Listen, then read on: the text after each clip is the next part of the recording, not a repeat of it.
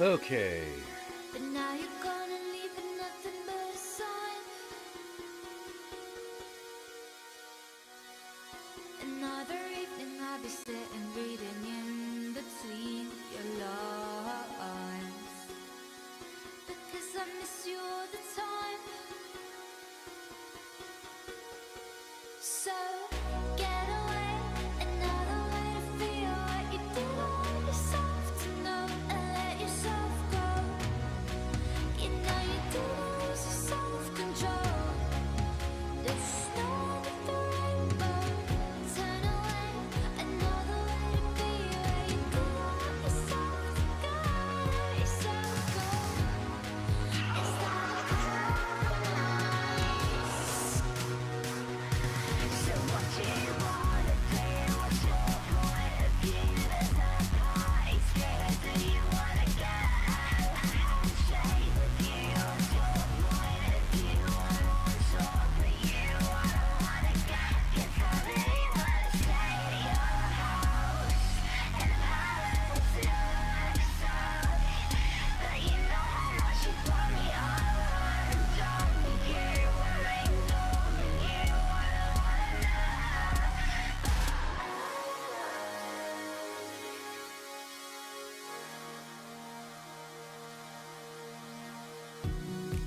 And I'm aware that you were lying in the gutter,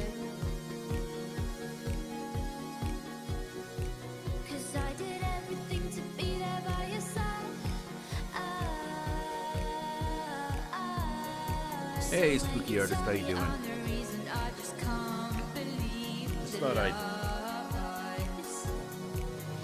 hang out for a bit. No real plan. So what do you wanna do? What's your point of view? The voice, do you wanna go? Yeah, probably a little bit of like, hey, watch me clean the room. Okay, that doesn't sound fantastically. No, it doesn't.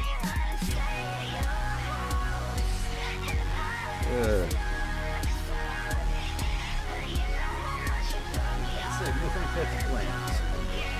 But how you doing? How you doing,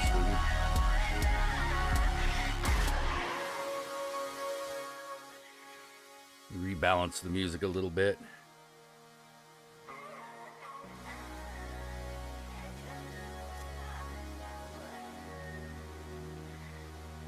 So get away, another way to feel what you did all yourself to know, and let yourself go. You know you did lose your self-control. There's snow under the rainbow. Turn away, another way to be where you did all yourself to go, let yourself go. Is that nice?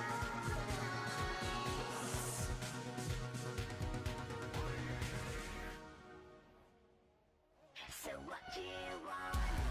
What's your point of view? The voice, do you wanna get a handshake with you? What's your point of view? I wanna talk to you. I don't wanna get, 'cause I really wanna stay at your house in Ugh. But you know how much you brought me on. Don't you worry, don't you? I don't wanna know. You may have seen, we're playing the original Texas Chainsaw Massacre. You moved here. Nice. Hey, Town Eccentric. How you doing?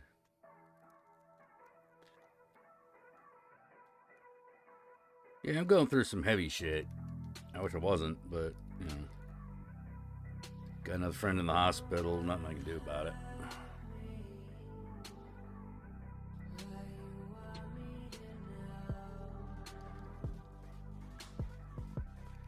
You know, it's almost like a Morrissey song, like "Good friends in a coma." I know, it's serious. You know, I'm the best too. I gotta see him tomorrow. I wish I could say he was also gonna see me, but you know.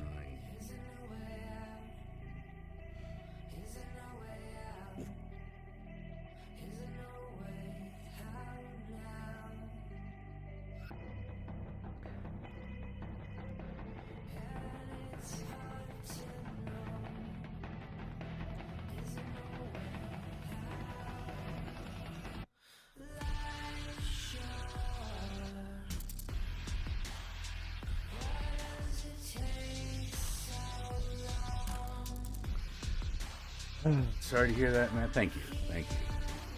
I appreciate it.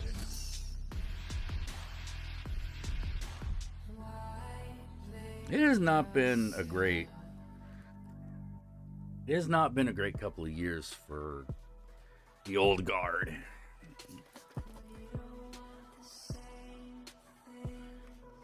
Old guard's doing what the old guard does. Dying.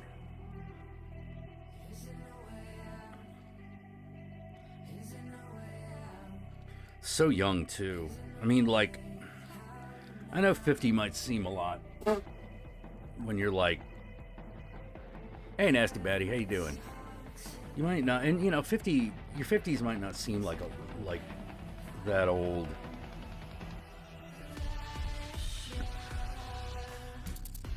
Or they might seem old, but like when it comes to like dying, it seems really young. Like, wow.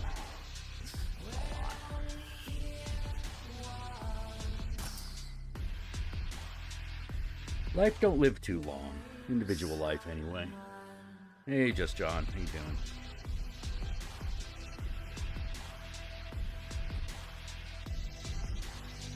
Yeah, John, if you want to come on, just chat. I'd appreciate it. I'm not talking about anything in particular. Talk about that life.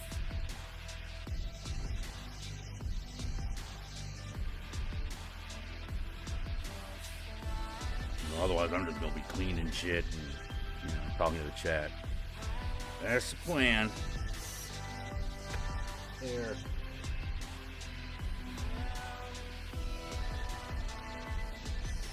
Put some clothes on. All right, I'll let you put some clothes on. Do that.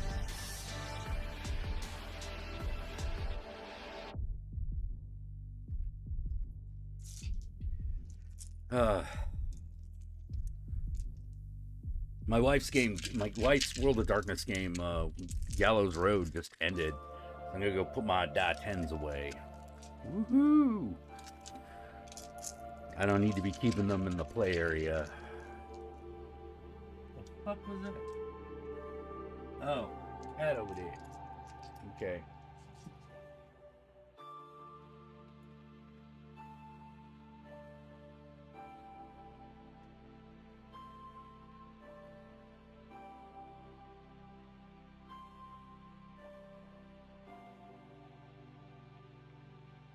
Feel the rhythm of the streets, neon lights and neon dreams, bloody face, they feel no pain, when there's so much more to gain. Hunting season, if you will, tell me where'd you rather be? I can hardly see the moon, hope we'll get there pretty soon. Trying so hard to release you out of the misery. Hold on to your wishes if you can't hold on to me. Forgive me for letting you down. Forgive me for letting you down again. I guess I'm not strong enough right now.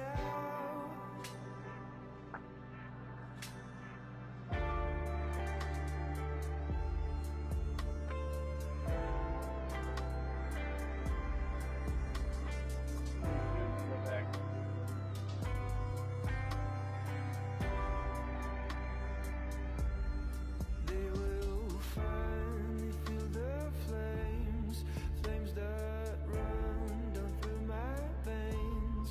I will make the city burn. We're not planning to return. Trying so hard to be free, to make you see what I see.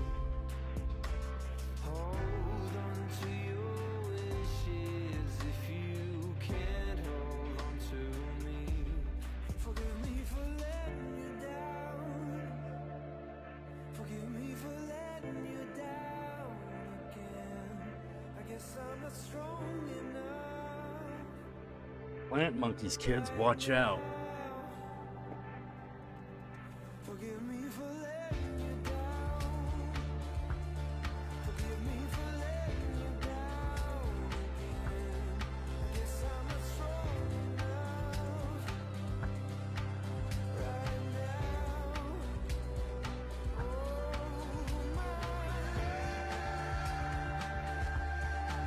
Let's see what we got. What's everyone doing? Governor's trying to drive you out of state. Yeah, that sounds about right.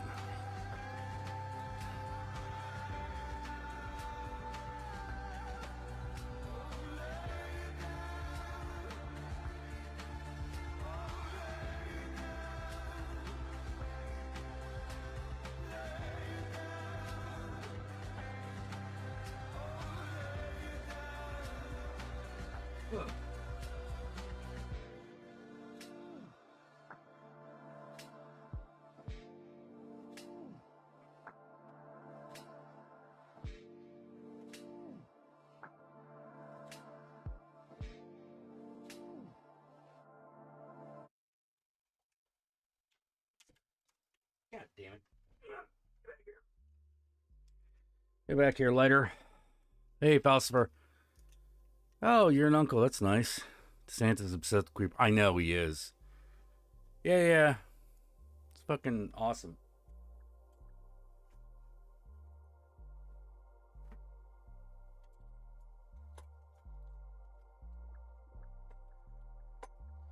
Yeah, we gotta stop them trans people from,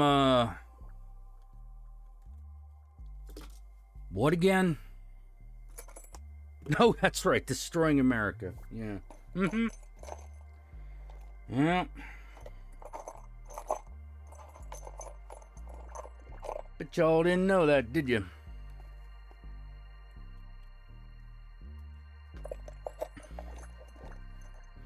You was destroying America.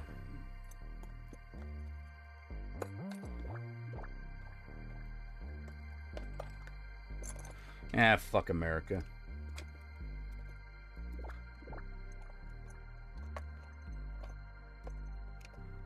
We should, you know, like we're gonna be. Look, I'm not saying we should. Man, I'm not necessarily saying we don't let the capitalists do what they want. Just, you know, I'm just saying that maybe we oughta, well, maybe we oughta just step up the program. You know, what is it? What do we get out of it? You know, like, what do we get? What are we getting? Oh, you're getting all that stuff. Well, okay, well, I'll just take that for granted like you do.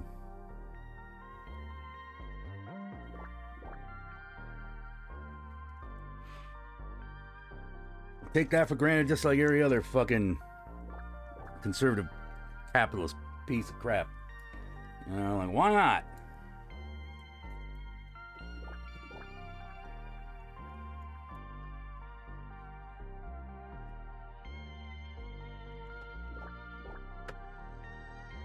Perhaps we should destroy America. He's crazy. Is he?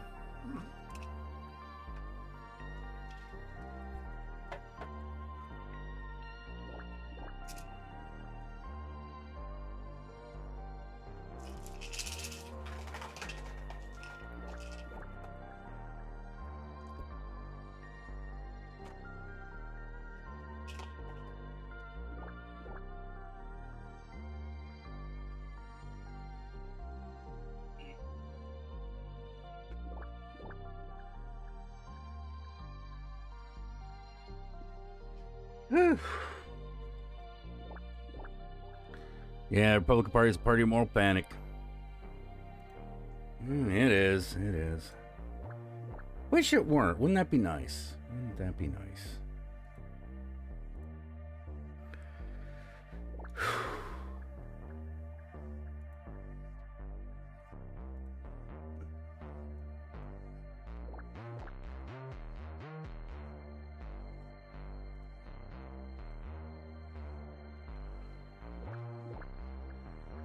Yeah, I lost count of all the times. Their refusal to fucking yep, refusing to change. It's kind of incredible.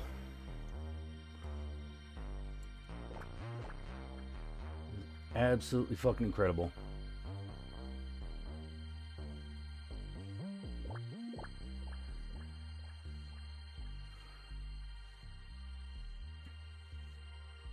Absolutely fucking incredible sometimes. You're just like, man, why's the world doing this? I don't know. Bonk. Let's give it real text. Howdy. My phone's on.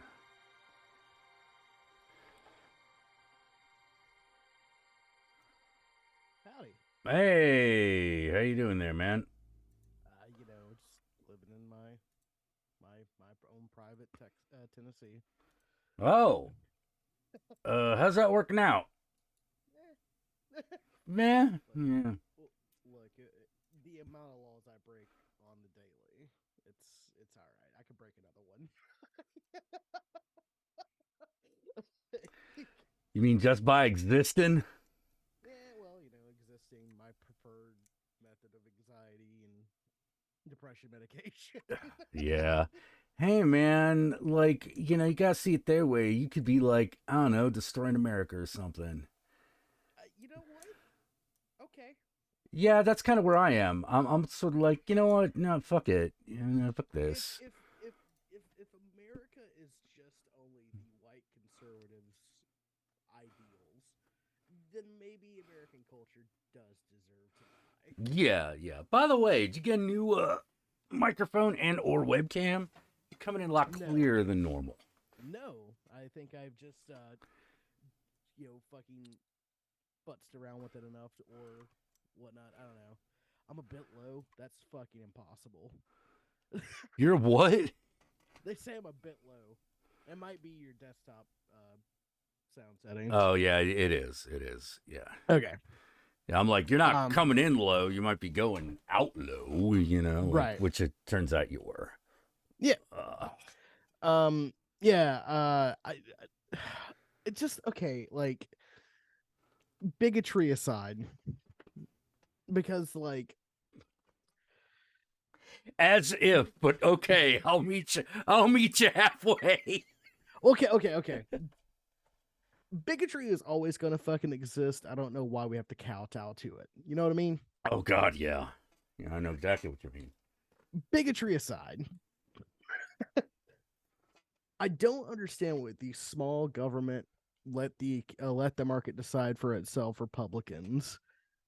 I don't know how they could fucking justify this amount of hatred and like doing stupid shit like banning gender affirming care and telling people they have to detransition within a year. What do you think they're gonna do? Like, because I'll give you a hint, it's not gonna be detransition. Yeah, it's gonna be move. Yeah, Yeah, they're gonna move. Those who can move will, and they'll take a select number of those who couldn't do it on by themselves with them. and it's also like I don't think they understand. It's not like just the fucking blue-haired liberals that are gonna move. Oh hell no, no, of course not.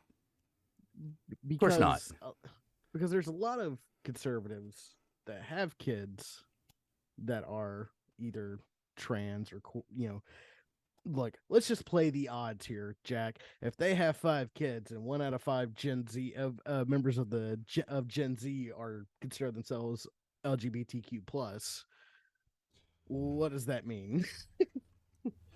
It means you get 3 means the parents gay are probably kids. gonna fucking move their asses because they're like, okay, fuck it, like that's the last straw. Yeah, Like that wasn't the first straw. That's the last straw. You know? and I'm sitting there like, don't you recognize this is the acts of a last desperate man? And I keep coming back to Blazing Saddles. We don't care if it's the first move, Henry V. We're out of here. Yeah. Yeah. So, yeah, that's fun. I have a couple of friends that are.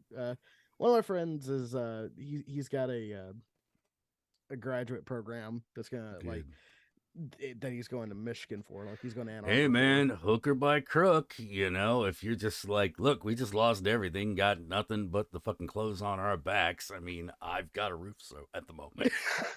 I appreciate that. And you know what? Like, if it comes down to it, or if it gets that bad, I may take you up on it. Hey man, like as I like to say, sometimes it's better to be homeless in California.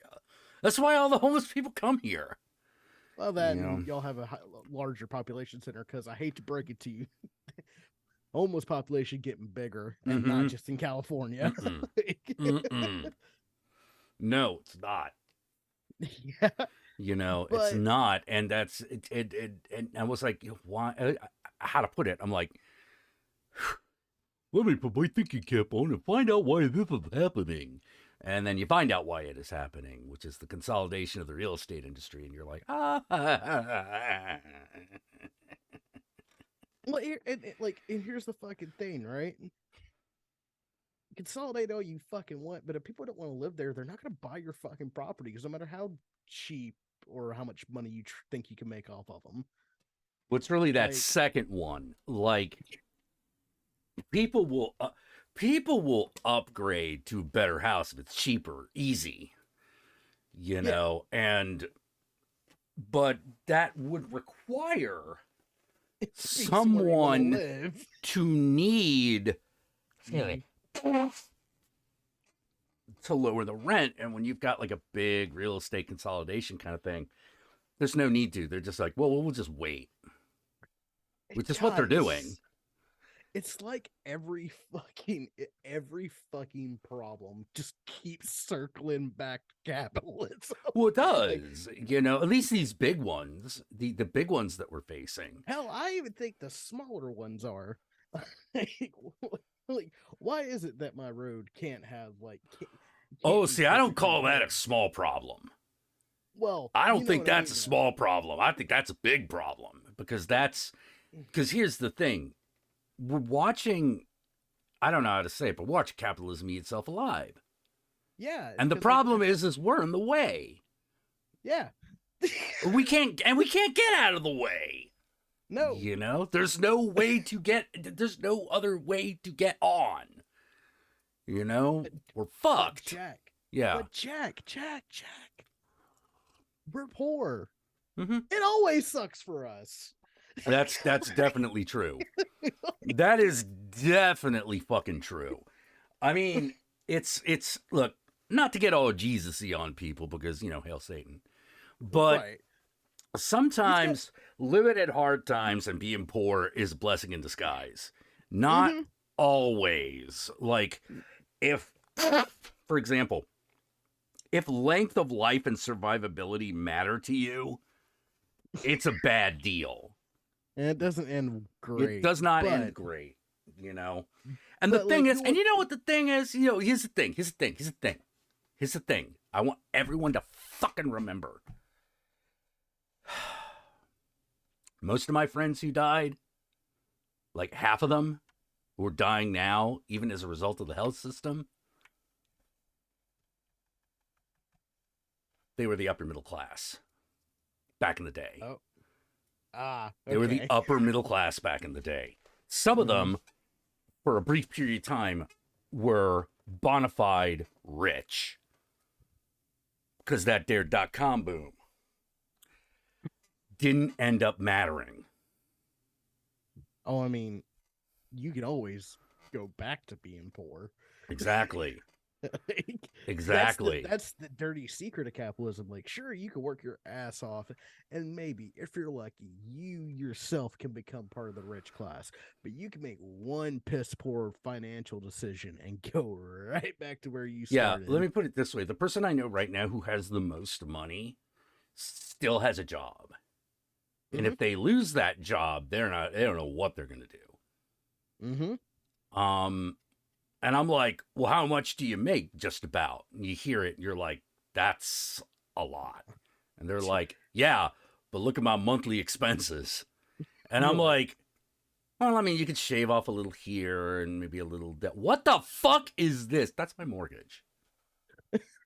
Wait, well, Mortgages what? can get that high? Yeah, I was like, they get that high? She's like, yeah, they get that high. And I'm like, can you And I was like, I do every year. It's renegotiated every fucking year. And this is less than it was.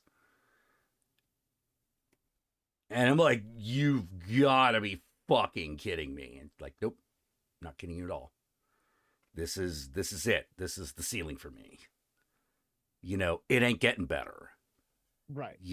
Because she's like in her mid 50s now. Mm-hmm. So she's like, where's it gonna go? Like, where's it gonna go? Like, what I got now, that's the fucking peak. And I could be replaced at any moment because of a change of policy. And because of her job, that could be government policy or corporate policy. Like, and the thing is, and it was like, wait, but you have a very critical job. Like, the company cannot do certain things without a bunch of people doing your job. But this is where you fuck up, Jack. Yeah. This is where she said, yeah, this is what you're assuming. You're assuming people know what the fuck they're doing. Yeah, I was about to say, you're assuming that the people that make those decisions know that. that. Yeah. And I'm like, they don't? She's like, well, let me put it this way. Right now, it's not that bad for me specifically. But you remember how all our other friends used to belong to like the same company because I got them jobs there? Yeah, that's what happened to them.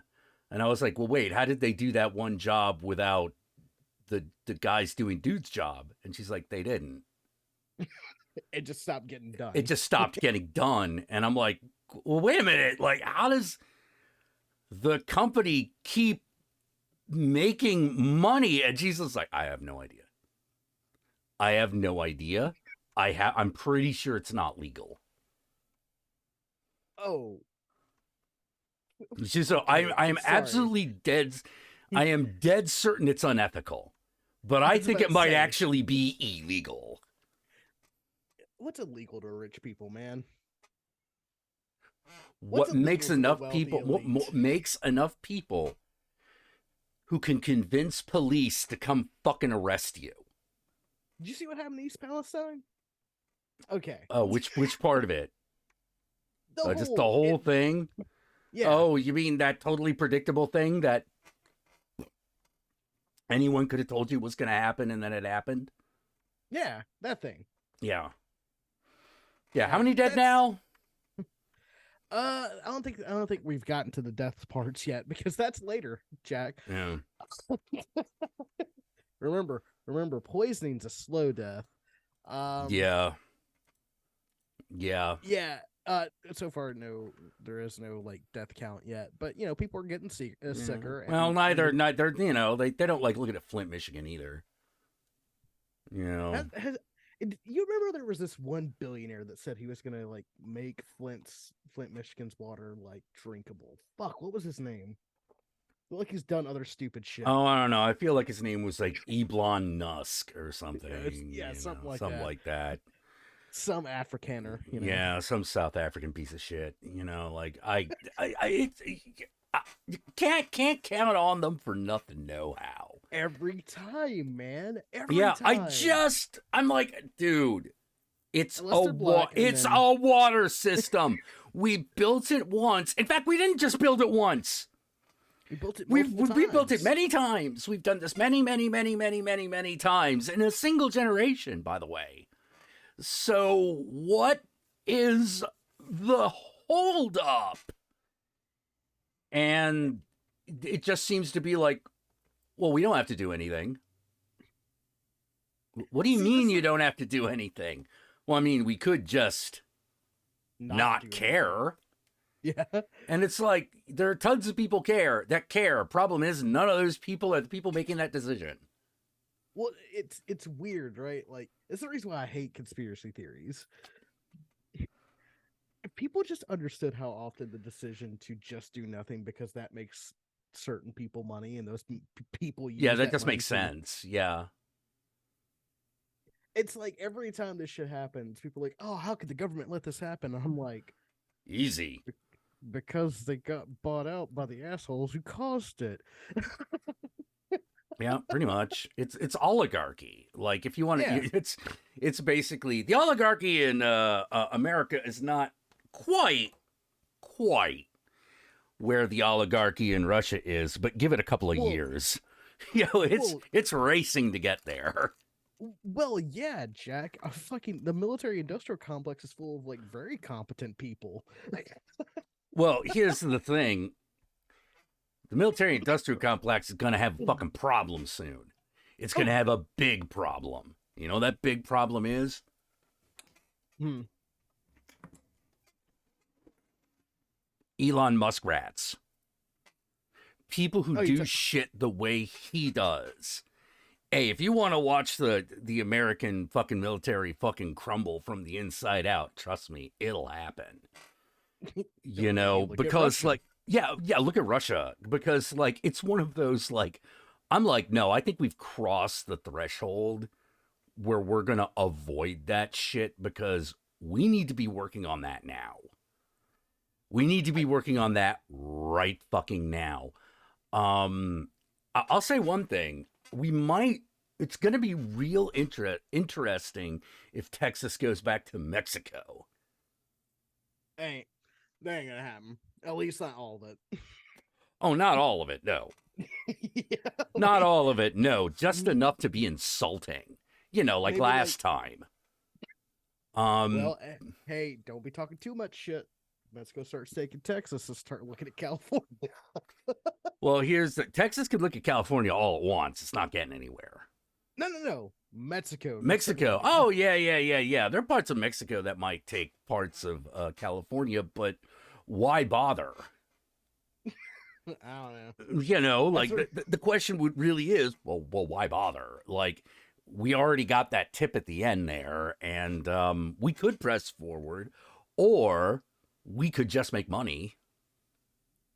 Well, but that's the thing. Like at a certain point, how much money can you? Also, it's not like that California part not as militarized as the Texas part.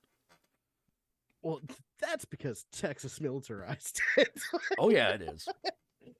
Like, I don't know why. It's like I just find myself going like, why are you guys doing this? Like nobody, only you care, and it's oh, for that's stupid reasons. that is untrue, sir. I can tell you for a fact that's not just a Texas thing. Oh no, I didn't mean just a Texas thing. I meant like a Oh, conservative bullshit thing. oh, well, yeah, that's the only thing they care about because it's the only thing they ever care about. See, I don't know where like this idea that this is some grand revelation that the Republican Party has no fucking, like actual policy. They just have grievances and fucking fear mongering. Well, like they moral used to, panics. they used to have the veneer of something. Since You when? know. Oh well, I mean like the '90s. No, I this really The veneer, Reagan- yeah, they had the veneer. I'm not saying they had anything real. Okay, I I'm was about not to saying they had anything real. I'm saying Really? they pretended. because what did Reagan really promote as far as like economic policy versus what he promoted the fuck out of with his culture policies? Big government is the problem. Oh. Except where culture is concerned, then big government's the solution. Because Yeah. Mhm. some would say like a final solution or something. Mhm. Because he was worried about communists because he was a rat. Well, yeah, he hung out Yeah. with fucking Tricky Dicky, Richard Nixon, and Henry Kissinger. Yeah, he's a rat. You know, like I would rather trust my wallet to a crackhead than those three. man, probably get about the same results. You know. Oh, I guarantee you. Except they would tell me that I robbed them. No, crackhead might too. It just wouldn't be as successful. That's true. Now that I think about this analogy, the crackhead would probably ask for the money he stole from me. Fuck. Damn, our Yeah. government's just filled with addicts, but the drug that they're addicted to is money.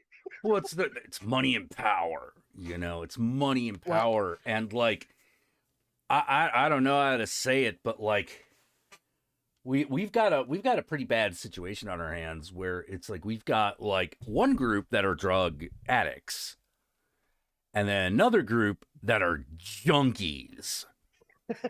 You know, and it's like, who do you trust more, the drug addict or the junkie? Well, neither of them's great.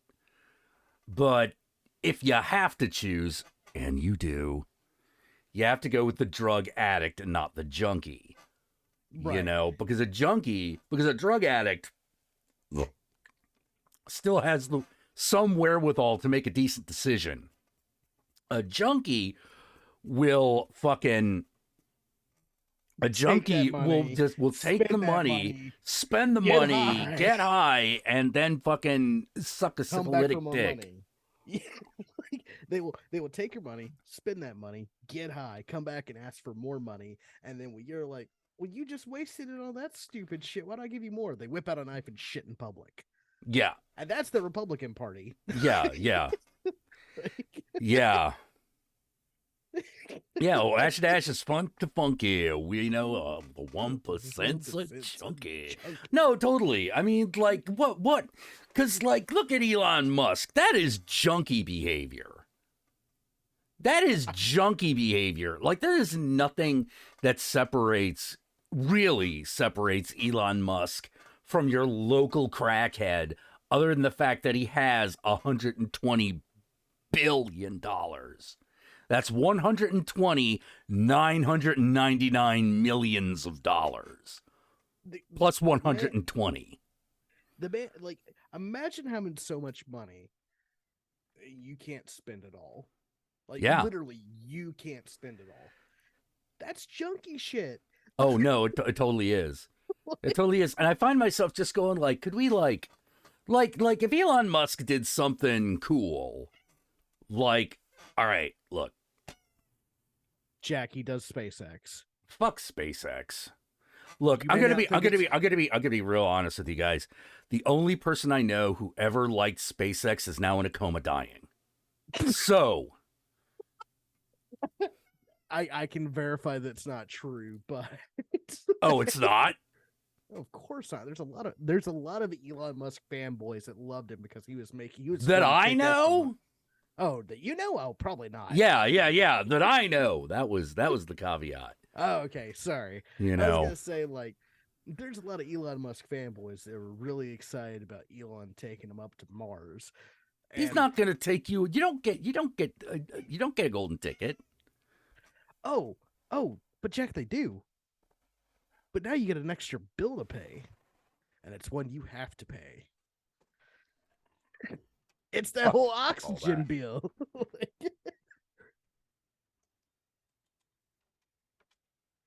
Look.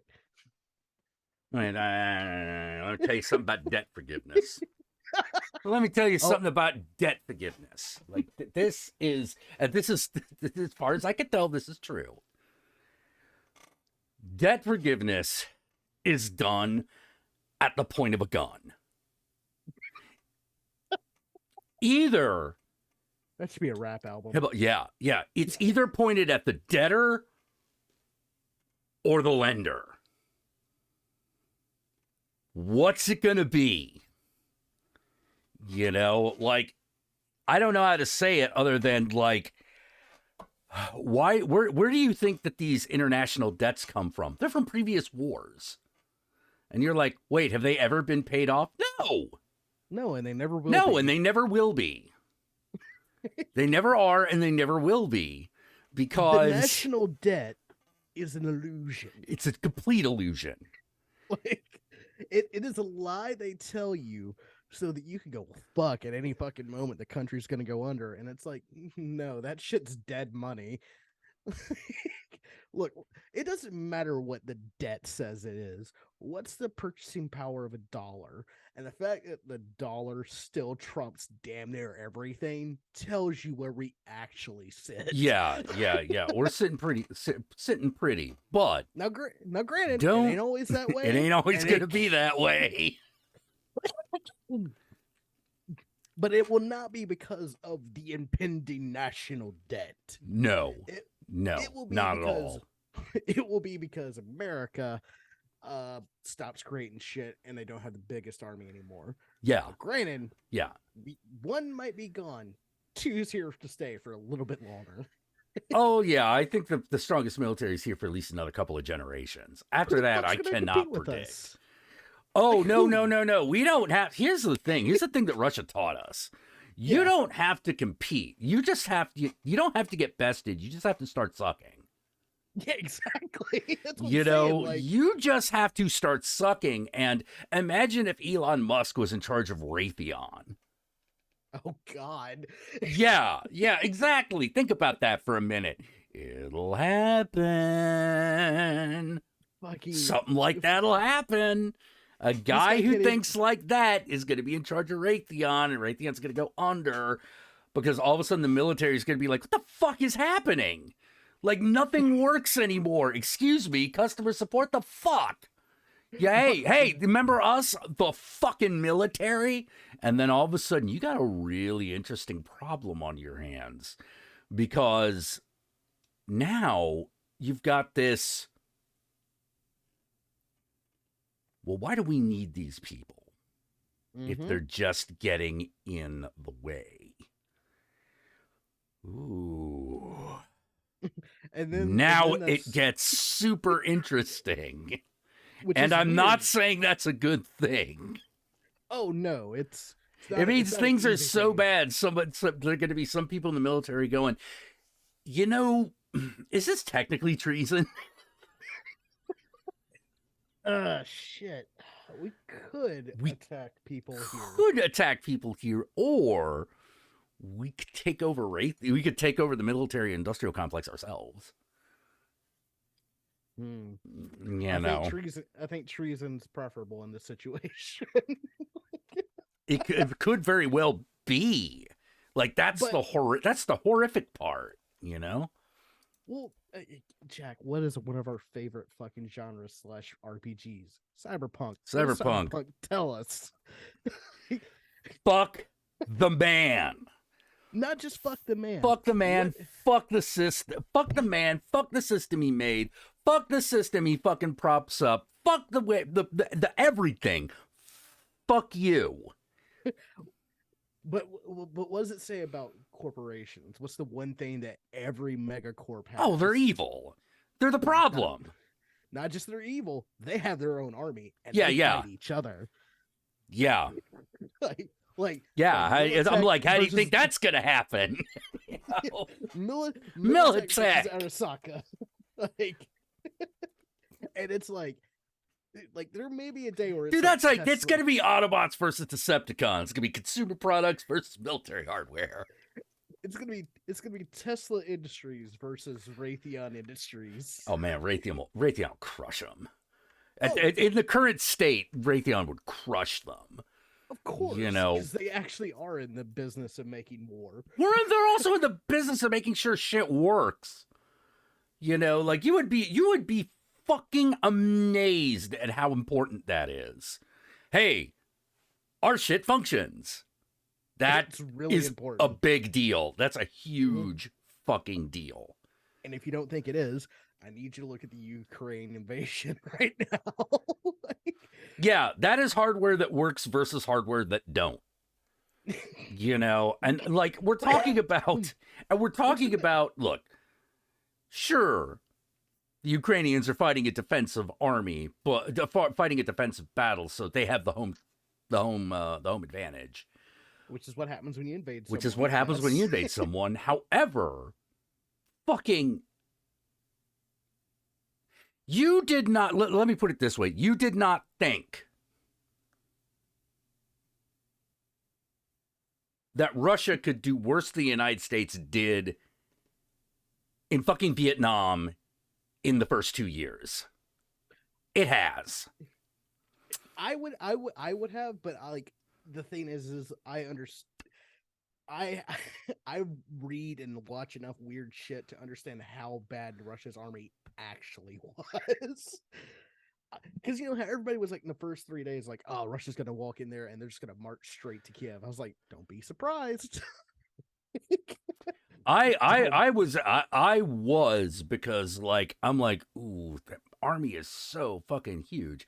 It's like comparing hit points and attack values. And you're like, okay, they've got 1/4 of the hit points, half the attack bonus. Shit, they're screwed. But what you didn't realize is that the Russian army had no magical items. And fucking and everyone in the Ukrainian army was wielding at least a +1 sword. Well, even beyond that, Russia had low AC because it's so fucking huge. Yeah. It's not even that they didn't have magical weapons. They don't have working weapons. Yeah. Like, it's like fighting a Taras that's like obese. yeah, you're probably good. You'd be like, oh, I guess, how long do we keep doing this for, Sarge? Until it's dead. Until it dies. Isn't it just gonna come back? Doesn't some guy make a wish spell? Look, sometimes it's all about attrition. Attrition, son, keep going. That's the thing that drives me wild about it. Like people are like, Russia's gonna take over, and I'm like, did we not just consume 30 years of media that said that Russian armies are corrupt as shit? Yeah. Oh man. Oh dude, that's a great D&D. That's a great D&D scenario. Think about it. Like you do with the Tarask what they did with some of the kaiju in fucking Pacific Rim, where you've got like a whole town that's built out of mining this Tarask that is kept just dead enough, but it's still regenerating. Ooh. You know, so they still use like raw materials from it to make everything. So like a fantasy version of Nowhere. Yeah. Yeah, but like it's technically still alive. And so you're sitting there with a quandary like, wait. This is fucked up. Because that thing's not like dead. It's like still alive. And even though, yeah, it'll destroy everything, like you're torturing it. Forever. Like, oh God, that's horrible. And then that's when you get into the interesting conversation of like about heaven and hell. Well, that to me is like, that should have been a Spelljammer type of thing. You know, totally. You're like, what? But of course, you know, Wizards of the Coast in 5th edition couldn't fucking think of something that cool in 3 months. They were doing so good. Man. Well, yeah, no one can do it in 3 months, man. You know, shit. that's But asking guess what way they- too much. You can't write a movie in 3 months. You know, usually, you know, who knows that, Jack? the person who's written the script. The creative people. You Oh, know the who creative doesn't- people. Yeah, they knew that. You know who doesn't know that, Jack? The executives. Exactly. Hey, if we just push them harder, they'll work harder, right? That'll keep working. No. This is creative work. It doesn't work like that. You can't push people to do more of something that they don't know what it is yet. You know, like that's the problem with creative work is when you know what you have to do, you've finished. Like once you know everything that you have to do, it's completed. There's nothing to push anymore. But you can't, all you can do is set a deadline and hope for the best. But like be reasonable because like you can't make, for example, you can't make a movie in a week. I tried. You know, like it's difficult. Maybe fucking Scorsese could do it now. You know, I liked All Critics Must Die. Thank you. Oh, thank you. I appreciate it. Like, well, we succeeded in look. All right, we succeeded. That first of all, it wasn't just a week. That was actually a couple of years.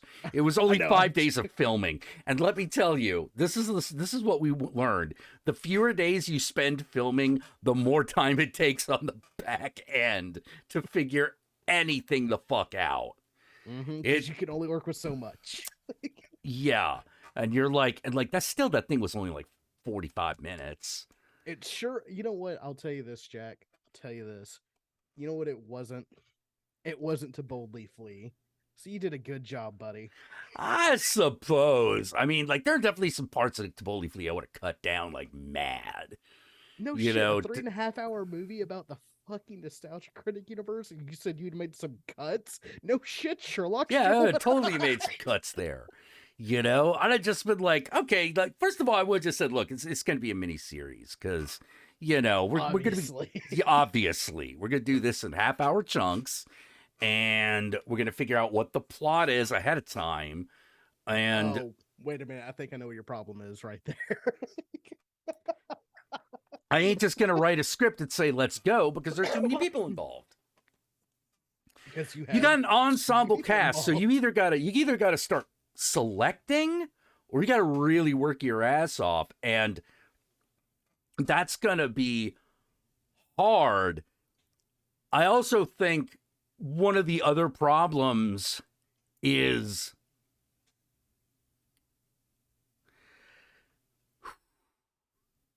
No, go. no, let it give me fly. more. Exactly. Give me more. Like just, you know, get more from the performers. No, I need more. I need you. You're at 6. I need you at 10. Or hear me out on this. Mm-hmm. Maybe invite people that can act. Well, to be fair, I would count that as a limitation of the exercise. I would have True. counted that as a limitation of the exercise. You're like, all right, here are performers, okay? Dun dun dun dun dun dun dun. Yeah, that's who we got. Could Why we has that change that? Sure, but that would fundamentally go against the purpose of the exercise. So we're using these people. Well, I mean, Um, you could definitely tell who Doug wanted to be around and who Doug did not want to be around yeah. in that flick. Yeah, it looked like a lot of Brad Spooney and fucking Linkara. The thing is Linkara and he's actually a pretty good guy. He'll get Oh, it yeah. done. He'll get it done. You could like he's nice. He's easy to work with. And it will come in on time. That's the thing. It's one of way more than I could say for a lot of other people. You can't have all three. No, that's impossible. Mhm. Oh, wait, he's Christian. Never mind. Can't ask you to put on the strap on. You know? Yeah. Oh no, you could. If it's in your video and not his, you might be able to get him to do that. Okay, You would I'll have write to. that You down. might have to convince him. That's fair. You know, like because he might like that might hit a personal wall. But like he wouldn't have a problem with he wouldn't have a problem with that happening in general. It might just be one of those. How do we look in order to get Linkara to put on the character Linkara to put on a strap on? You're gonna have to prove to be you're gonna have to get him there. How do you? That can't just happen. We have to get there. I'll just pull a Doug and lock the door. Yeah. Sorry. The reason I bring up Deboli Flea is I watched a streamer, one half of like Hannah and Jake. I don't know. Oh, if you yeah. Ever watched their stuff? Yeah, Hannah sat down and watched Deboli Flea, and she was like, "I don't understand how this film could exist. How anyone who did this film went, that's good enough." And I'm like, well, if you want to watch one that's made by people Hey who man. understand. Hey man, I'm gonna be. I'll say it for them. I'll say this. I gotta give it to this. They did get it done. Whether or not it's an A+ or a B- or a C, I wouldn't even give it a D. I would say it's like, it's a solid effort. It would be a passing grade. You know, maybe not like a high pass, but definitely a pass. You're much kinder than I am. Hey man, like I know how hard that is. Oh yeah. There's I only do so too. much effort you can put into it, but I also see how at the end of the day the relationships were not going to be able to withstand that production. Well, no, you can't have a shooting schedule. Like even Uncle Lloyd don't pull this shit. You can't have a shooting schedule where there's no fucking catering and no food. Yeah, you at least got to bring out the cheese sandwiches. Uncle Lloyd will go to town and get a couple of buckets of KFC for his movies. And I hate to break it to you, you're not making movies that are better than anything Uncle Lloyd. Oh has fuck ever no! produced. Oh fuck no! Fuck no! Well, like You they know also. why? You know why? Because you're making movies like Uncle Lloyd. Like, Uncle Lloyd already did it. What chance do you think you got? Well, like the thing is, one of the things that I thought should have been real important is that, look, since we got such a big fucking thing going on here, Mhm. you got your main cast. You know, who's your main cast? Your main cast is like Doug, Brad, Spoonie, Spoonie, Linkara. yeah, Linkara, Doug's brother. You know, that's your main cast because you know you can count on those people.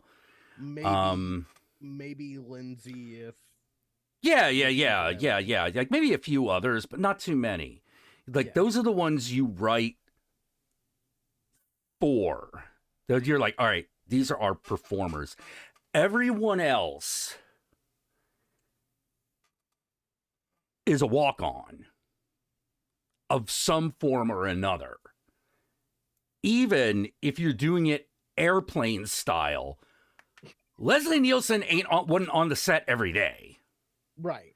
You know, like he came in for like 3 days of shooting and did all his shit because they only needed like 5-10 minutes of him. Right. And I'm like, no, did you think June Cleaver fucking was on set every day just to do that one bit? No. She came on one time. She's like, I'm fluent in jive. And then she did her scene. And she did her She scene. fucked off. And she took her check and she walked off. You know, it's one of those like, nah, man. Gotta do it like this. Gotta do it like this. And it's hard. It's hard because what's the irony? The irony is that actually costs more money. Because because of transportation, getting people to set, and like you need a big crew in order to pull that off, or A good crew that people who are just dedicated. And by the time that movie came out, that second crowd wasn't really there as much. Yeah, one of the things, like Poultrygeist. I love the making of Poultrygeist because it's the one time I have seen what should have been a production killer and almost was. Well, yeah, it's a trauma film. There's always at least one. Yeah. But I've never seen one where Lloyd and the cinematographer absolutely did not get along. That I could should understand have that. been death. That should have been complete fucking death. Because that's one of those, oh boy. Oh, we're fucked. Like, if those two can't get along, you're fucked. Because the cinematographer's going to try to be the director. And the director's going to have to spend all his time making sure that he's actually doing his job. Which is what happened. Mm-hmm. So I was like, oh God, how did this movie get finished? You know, and the answer is, they just went, I don't fucking know how this movie got finished. You know, other movies I can tell you how they got finished. This one, I have no fucking clue. Because look at this fucking thing. Look at this fucking mess. Look at it. It's a musical about shit chicken. Yup. How could it not be made? God herself made this happen. Yeah, for me, like it just feels like watching that fucking movie again, because I watched it once and then said never again, and then I got morbidly curious and I was like, it's kind of like the McRib where you get it every year so you remind yourself why you hate the McRib. Oh yeah. I was like, man, this is just one fucking big ego piece so that Doug can like abandon the nostalgia critic character, which lasted 2 months. Yeah. So Gil Knight's like, but Spike Lee had a clash with the cinematographer. Yeah, but Spike Lee had some money. He didn't have huge money, but he had money. He could, like, pay a motherfucker. Uncle Lloyd. Uncle Lloyd, no one gets paid. Like, nobody gets paid. You get paid insultingly low. Yes, if at all. Yeah. And that's it. That's it. That's it. That's all you get. You know? Let's see. Is it the Deathbed remake video with the melon named Melanie? It might be. Oh, fuck. I forgot. Oh god. I forget which bit that was in. Or sorry, which one had that bit? I think it was in the remake one because the original Deathbed, the bed that eats. You have to say the whole name. It's like a Tribe Called Quest. That fucking video, I don't think does not deserve any melon jokes in it. Because that movie is far too interesting to be like to make those type of jokes. Now, Deathbed the remake. I'm pretty sure it was Deathbed the remake. So I don't think it was the original one. I'm pretty sure. Because like the original one, you had to like break down what that movie actually was. Oh man, that movie was an hour and a half. What? Well, not even just that. Just like the tales behind this fucking movie, the ideas this movie was trying to fucking. Oh, you get mean out. the original? Yeah. Oh no, that. Whoa. Yeah, that's a movie.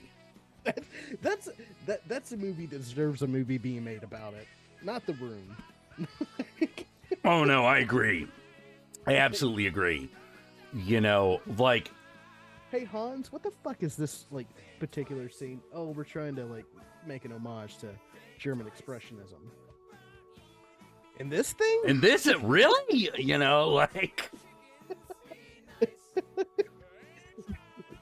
man, I would have loved a disaster artist about that. You know, just Really? Hey man, why are all the lesbians dying? oh is- man, Is the Deathbed a homophobe? no, he's just an asshole. Yeah, he just eats people. He's also horny every once in a while. Yep. But like, he just wants to feel love. Cause he's Deathbed. He's the deathbed. Yep. He was conceived with like unholy sex between the devil and the nun. Yep. Hey man, you think you're taking this just like a little too fucking far out into that ocean? By the way, what is up with like what is up with this Atomic Hearts shit? Why is that all over the place? I don't fucking know. Like, I mean, like, I didn't even hear about that video game until like there was like a controversy with like Russian oligarch money and shit. Well, yeah, because it's Russian oligarch money. Yeah, well, I got bad news for you. Almost every fucking AAA game is. And if it comes out of Russia, there's a high chance. Oh, even some of them that aren't. Well, of course, because capitalism is the real fucking Jesus. Okay. Yeah. I don't fucking know. It just looks like a. It's Soviet Bioshock. Yeah. That's no. Sorry, that shit don't work unless like it's telling you about the evils of fucking authoritarian communism. Yeah. Because I don't know if you played that Bioshock. Russia's like I tech played that industry Bioshock. is huge. Well, There's a maybe. lot of money. in there's it. a lot of money, and I'm sure there are lots of cell phones and bot farms. You know, I mean, like India's got a bunch of bot farms now. It's true. India might start becoming a world power very soon. Like, I mean, they kind of already were, but like on a much grander scale, they may start ticking into that top 5. I don't know what to say, man. Like, we're gonna reach a point in Russia shocks by OU. Yeah, yeah. It's true. You know, I feel like I just sort of saw I like sexy robots I get, but I'm like when okay, when Nier Automata came out, I kind of got it. It was weird weeb shit. but Yeah, okay. yeah. Like weeb shit. Okay. This one, I'm like, I don't even know where this is going. like everyone was just like, can I fuck the robots? You know what, buddy? You sure can. Just give it a shot. I mean, like, is that something you can actually do in that game? I don't like you are asking the wrong human being. I don't give a shit. Listen, maybe I should watch a trailer or something. Fuck that noise. You don't. Are you gonna play this game? No, don't- probably not. But I'm curious. I'm curious. It just it looks it looks like every other fucking weird Eastern European game. I have whatever. Have your fun. Okay, like just look. I'm just looking at trailer. Okay.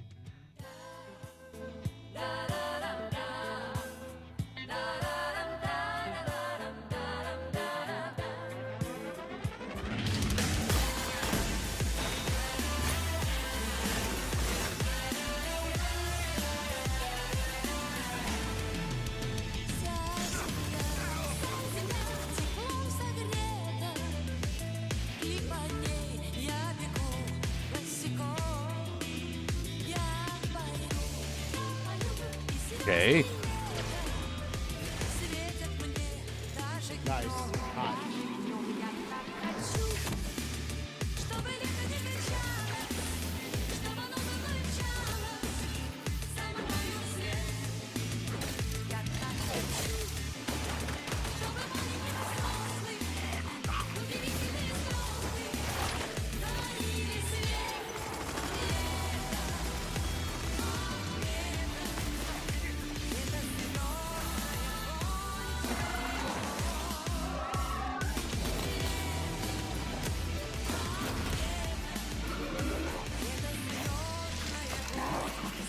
Oh god, it's thing from The Incredibles.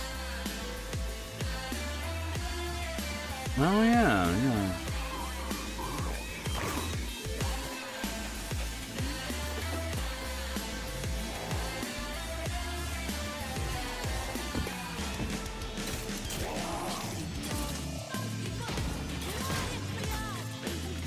Jesus, halfway through this.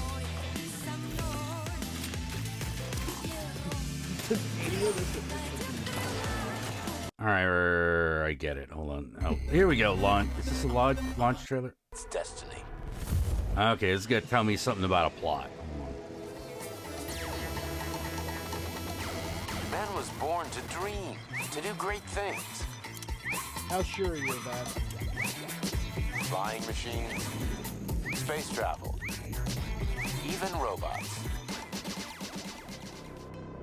But unfortunately, there are those who wish to crush those dreams.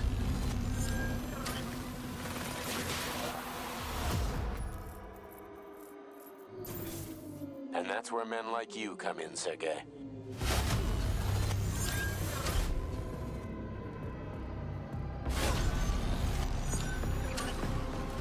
Men sworn to defend mankind and its destiny.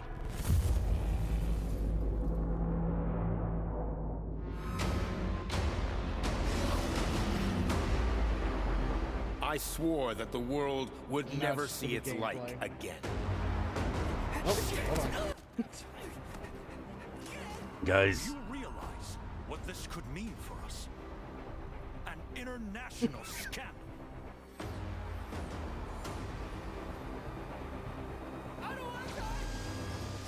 see, I think one of the problems is I hear international scandal, and I'm like, I don't know if anyone cares about those anymore.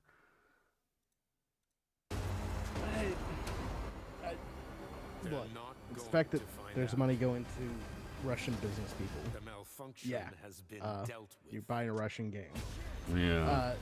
The easiest way to make sure that money doesn't go to Russian business people is to not buy it. I Yeah. don't understand why everything has to be a fucking debate now. Well, yeah. Like, controversial hot opinion. The Hogwarts Legacy game, while I will never fucking play it, and I think that it's abhorrent to fucking want to purchase that game, specifically to piss off trans people, Yeah. maybe, just maybe, it's okay for people to buy whatever the fuck they want. Now, this whole idea that there like a bunch of people got fucking harassed about it, that's a lie. Didn't happen. Well, who got harassed about what?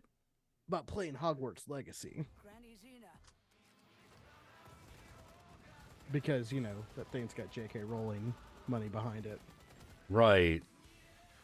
So there's some people who are like, oh, people are good. So, okay. So it's People a little are- Gamergate again. Kind of.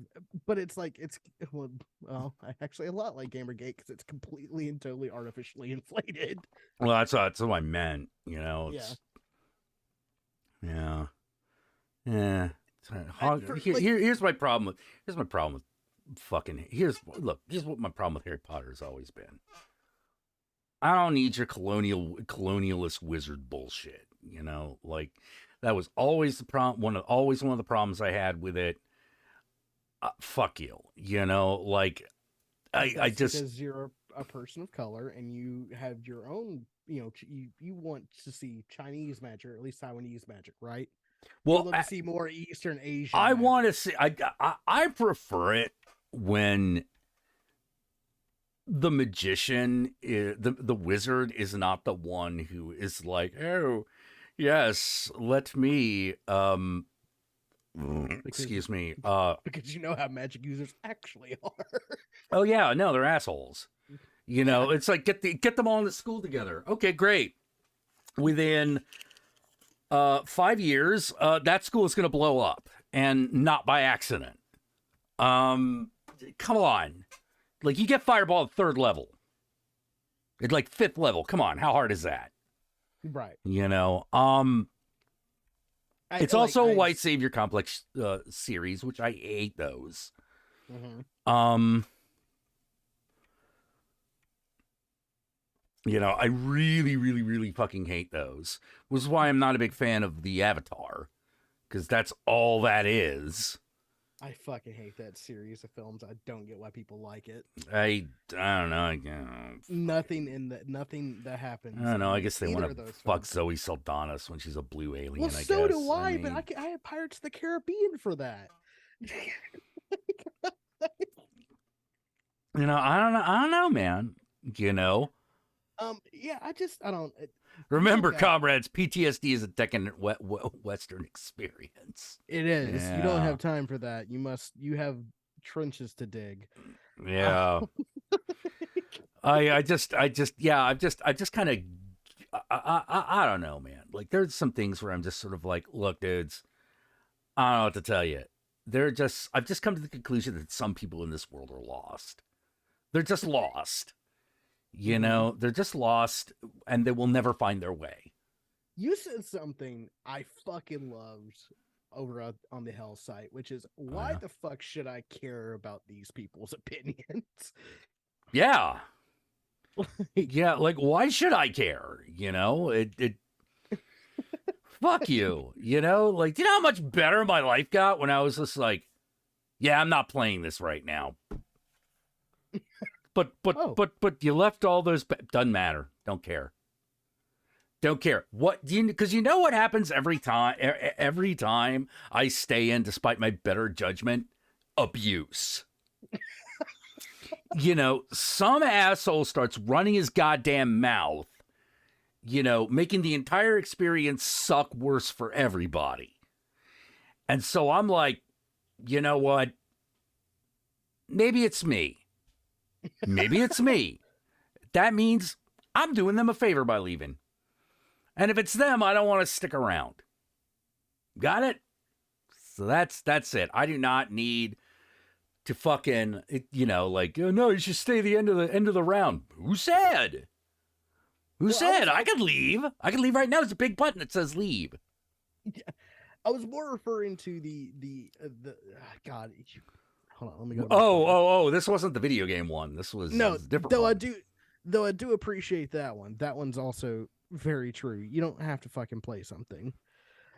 You said I think I'm going to stop feeling guilty about not debating everybody I see with a toxic Oh opinion. yes. Fuck them. Fuck them. They're They're fucking stupid, and I'm doing harm to myself and everyone I love by engaging in their bullshit. Yeah. Yeah. Like how many times, have I or have you fucking like talked to somebody about some shitty thing that happened, and now you're like, okay, well, I'm glad my friends were there for me, but I think we all just like collectively feel like the life sucks a little bit more. It's more the I'm tired of like having to debate.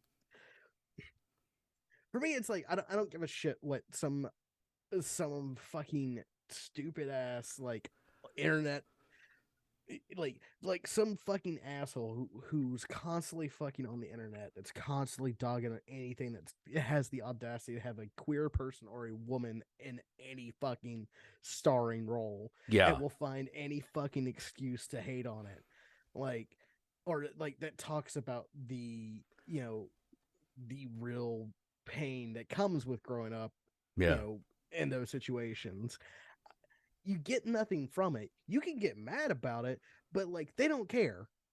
Yeah. They do not give a shit. Yeah, yeah, yeah.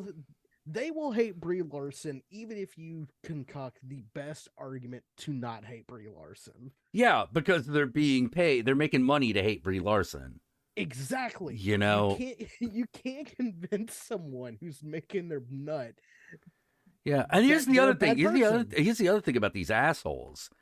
They all hate each other because they all hate themselves. Yeah. And I'll prove it to you. You remember how, like, if you're old enough, you remember a period of time on YouTube. Now we're just gonna talk about YouTube and internet video, where people loved making appearance in other people's videos. Have you noticed that stopped happening? You still see it occasionally. There's still some people that do it, but for the most part, that's over. It's because the big guys don't care. They're all assholes. So there's no spirit of there's no spirit of creation going on, because it's just all about who can push whatever narrative to make the most money, and that's it. That's the only thing. And this is mostly a problem when like you're dealing with like the old school male dominated media critic verse on YouTube. I mean, it doesn't have like there's not many people that are doing like collabs in general. People don't do it anymore. Yeah, they don't do collabs anymore. Like it's not a thing. People will call out each other and say, "I really like this," but they're not gonna. They generally won't have someone on. It went away because there wasn't enough to pull it together. There was no leadership. Not even just leadership. Like the only thing they have in common is the fact they make similar videos about similar things. Yeah. Like, most of the collabs nowadays are like most of the collabing is done on the streaming side of it. Like streamers will be more than happy to fucking collab with like people that are playing a similar game in their own little like group. That shit still happens. Yeah. But it doesn't happen in video making anymore. No, of course not. It's almost like there's this whenever something happens, and it's just at the stage where it's all about building something, that's where all your creatives really show up. Right. And once that time has passed, most of your creators actually disappear because there's nothing to create anymore. I just built the Taj Mahal. I would like to sit for a bit. Yeah. Whereas there are tons of people who are willing to pretend to be those people. They're fucking so many you wouldn't believe it. Yeah, History Channels are gun tubers. Yeah, right. Like, it's fucking... Okay, my problem with gun tubers basically comes down to this. Dude, how long have you been doing this? How many fucking gun... It's like watching someone snort crack. You're like, I understand why I might want to watch someone do this, but I don't understand why you're coming out with new material, because There have been no innovations in crack since you started this fucking show. But that's because you're not a crackhead.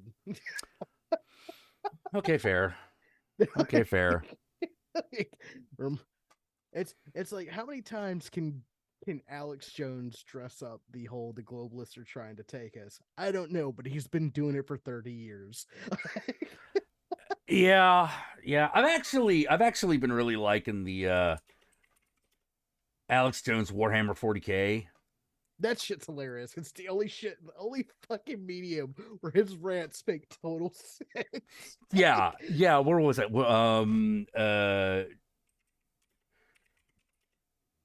Oh god, what do they used to call those guys? Guardsmen. He talks about Xenos. Where do you think Yeah. the contact with the aliens came from? But When did that start? You know, Frog's dumb. I'm not going to get into it. I need to hear about aliens. Oh god, this is the one with him and Joe Rogan. Yep. I already know all this, Joe. Hold on a second. It's always, But I want to ask you this because I don't know. oh, yeah, right. We're in contact with aliens. Like, what kind of shit? Here's what's happening, because it's not just one group of aliens. What's the different groups? The big five. Okay, tell me what's going on. Let me begin. 'Cause this is really, I'm telling you, Joe, this is a real deal. We're listening to you. Well, first off, elves is the main group. Okay. And they call them the elves. It's clockwork elves. I don't think you're allowed to say that anymore. There are bad things that look like elves that have horns when they show you who they really are. Damn. They're bad aliens. I'm with you. AI is alien. Like a robot. Yeah, they're like Joe Rogan robots is the coming to truck kill you. nuts of people, Christ. ladies The and gentlemen. chimeras are Oh, she aliens. said he ain't There's a wrong. hive- She's hive right on the mind money. Sort of thinking to a lot of this. They want the organs. I would actually say that he is the vitamin supplements of people. He's the big mouth Billy. Big what's mouth it, Billy Billy Bass. Yeah. I swear on my If you kids, I go told you through a the truth. period I believe where you. you're really into believe him, you. They're coming after everybody. And then you stop. It's a breakaway civilization, dude. We don't know what they got. At least Joe, they're most people control do. freaks.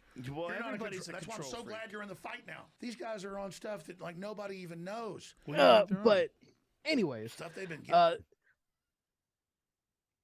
you're not gonna convince like these people that that they don't understand the media Yeah. that they're watching. Oh no. And it's no. and it's no, not no. and it's not because you're wrong, because you're not.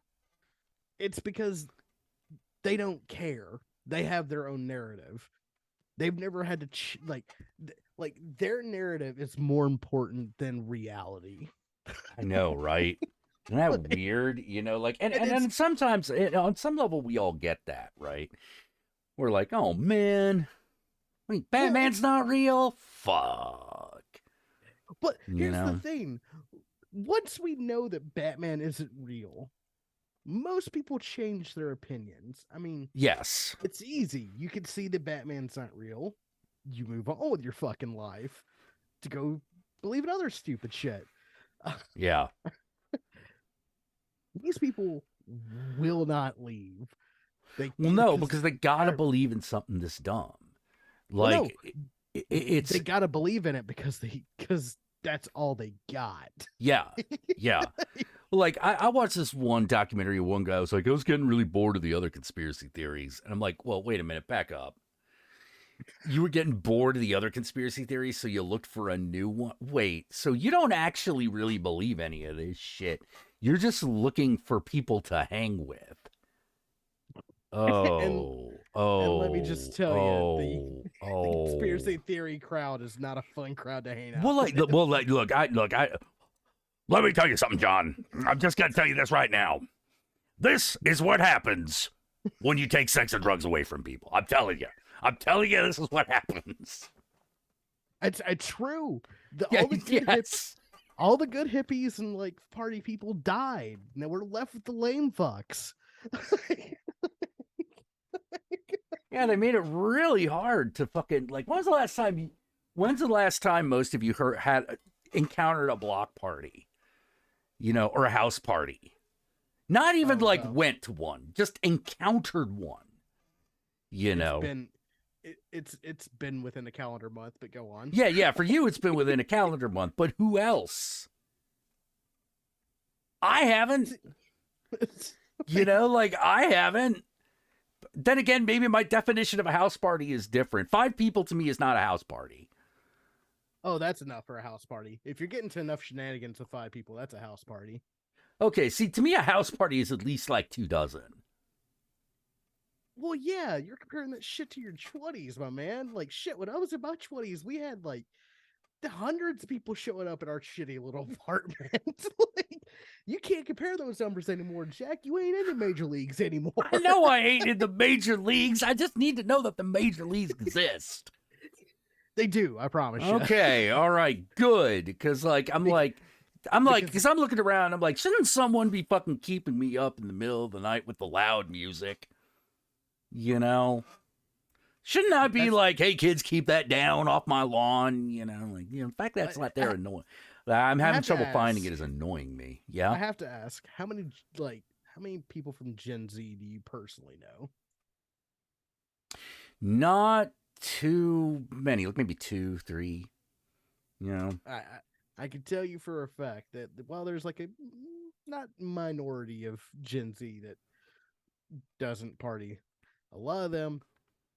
I mean, you were Gen X. You were depressed and didn't have shit to do. What well, did you see, do yeah, that's instead? what I figured. Like, that's what I figured. I'm just realizing that, like, I am in a situation where I should be encountering Gen Z people left and right. I live in the Bay Area. I'm not. Wait, something's wrong.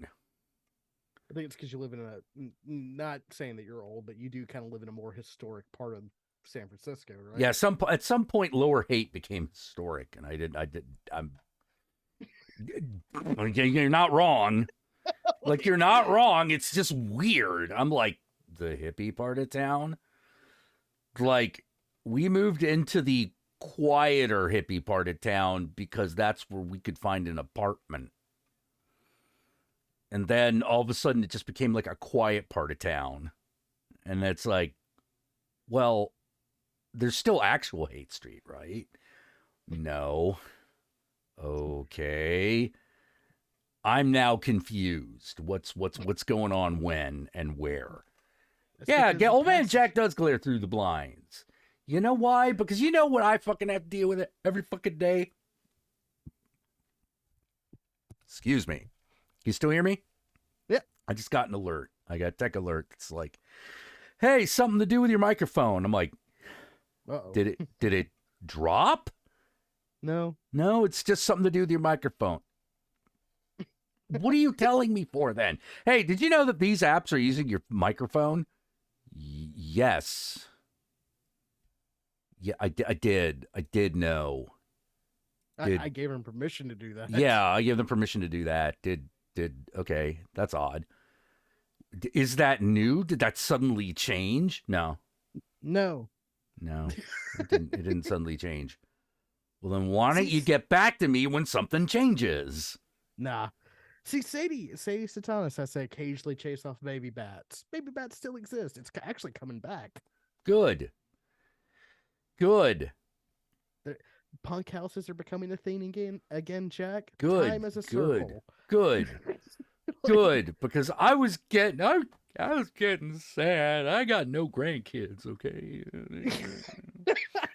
You know, but Jack, you didn't want children. That doesn't mean I didn't want grandchildren.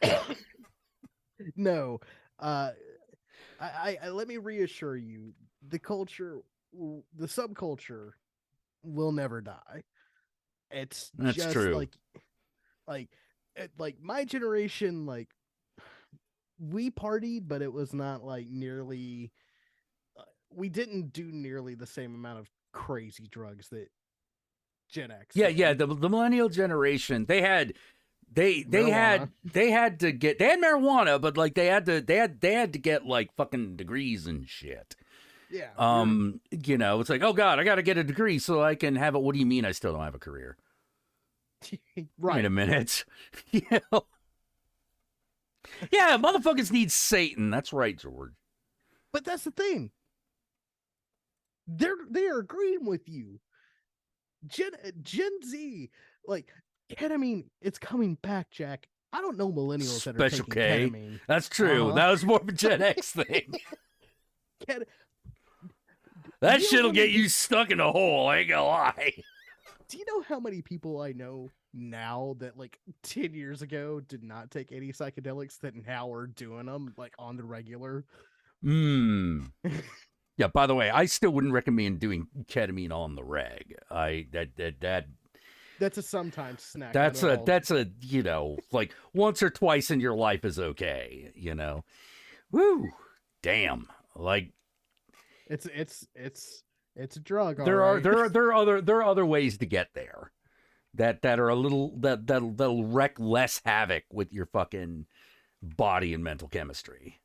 You're Yeah. telling me that you're telling me that you have a drug that I can combine with other drugs that'll make all the pain go away as quick as ketamine will? Well, no. Mm, nope, no buy. Yeah. Well, like, meh, no. It's the problem with painkillers. It's the problem with analgesics. Like they're addictive. Why? Because your body doesn't want it. You don't want to be in pain. The difference, though, I will say this: the difference between Gen X and even Gen X and Gen Z, and I would even say millennials and Gen Z, is like they're not as susceptible to apathetic bits. Like they'll have their moments where it's like they don't want to do anything, but it's usually like bookended by 2 moments where they want to burn everything down. Whereas, like, both of our generations, we just kind of wanted to hang out forever. Yeah, because like it's that how to put it. The world outside, the world is bullshit. It's okay. It'll be okay. They're like, but it was bullshit and it wasn't okay. Yeah, that's okay. Like, wait, how can that be okay? Like I get that part. I get it. It's aggravating. It's like, will that make sense when I'm older? And I'm like, only if you're lucky. Like only if you got a couple of brain cells to rub together. Because I'm gonna tell you right now, what's the biggest problem? A lot of motherfuckers suck. Like worse than you could possibly imagine.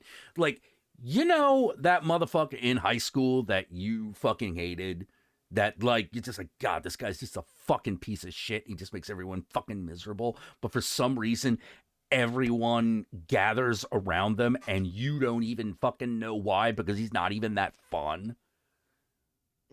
That motherfucker keeps going and keeps making the world a shitty place. But that's the thing. That motherfucker keeps going, but he I can tell you that those motherfuckers aren't nearly getting the same leverage and no. Well, no, but sometimes they do, but often they don't. Their leverage degrades over time because the people that followed them all of a sudden realize, wait, this sucks. But here's the problem. They've been doing it for so long that they now suck. Like, oh, God, dude, you got to see this one documentary called The Murdaugh Murders. Oh, I've seen it. That is a fucking show about people who suck. It's just one of those, I still couldn't believe it. Like, so we got into the boat because what else were we going to do? And I'm like, dude, you just said you could call an Uber. So why didn't you? Well, he'd get upset. Who the fuck cares? Well, see, that's the thing. There's a lot of people that would rather have peace than than have their own like decisions. They'd rather like be like, well, I don't want to make him mad, so I'll just do whatever the fuck he says. That way, I don't have to fucking hear it. I'm like, no. Like, what are you talking about? Like, the guy's an idiot. Like the guy is a proven idiot. Why are this is look, this was not the first rodeo. No. This was not the first rodeo. This was not even the first time he got somebody killed. Like, what the shit? And everyone's just like, well, we don't know what we could have done differently. And I'm like, I could think of 2 things. I could, that's not even me trying. That's just like right there. I had it right there. How did you, how? And I'm just watching the whole thing. And that his dad pressure is as big of an idiot. He just wasn't raised by a person who was as an idiot as he was. And I just, they'll never notice that I fucking built them out of $10 million. A bunch of lawyers are not gonna fucking notice that you have been stealing money from them. What? That, no. No, those motherfuckers steal money all day. That's half the fucking career. So if you steal from them, they gotta fucking know it. Like, come on. What's the one crime in the corporate world that you will absolutely get prosecuted if you fuck up and do? Fucking over another company. Or stealing money from the corporate Stealing money coffers. from the company. Yeah, they'll fucking nail you for that shit. You know. I'm not sure how we got here. Yeah, but it's just one of those, like, the point is, god damn, there are a lot of stupid bastards out there who don't learn their lesson. They will never learn their lesson. They're perpetually lost. They will never understand how everything in their life goes way so wrong, despite the fact that you're like, well, I mean, it's this, and this. It's this, and this. And I'm not even counting people who've been, like, gaslit or driven crazy. Those people will make bad decisions too, but for different reasons. They're not stupid. They've been driven insane. And so they don't know up from down but once they realize what up from down is, they tend to make different decisions. I'm talking about people who cannot make a good decision, even when given. I'm talking about people that will fail a test that they cheated on. It's people that are just too stubborn to admit that they're wrong. And like, man, even at my most fucking egotistical, prideful self, I always at least had like the wherewithal to be like, oh shit, I'm being an idiot. I need to stop. Yeah. I remember I asked my dad once, I was like, Dad, how come I don't just cheat on things? It's like, because you're always going to run into the one guy you didn't. Yeah. You're always going to run into someone you didn't, and that person actually knows. And they will whoop your ass. And there's nothing you can do because they're right.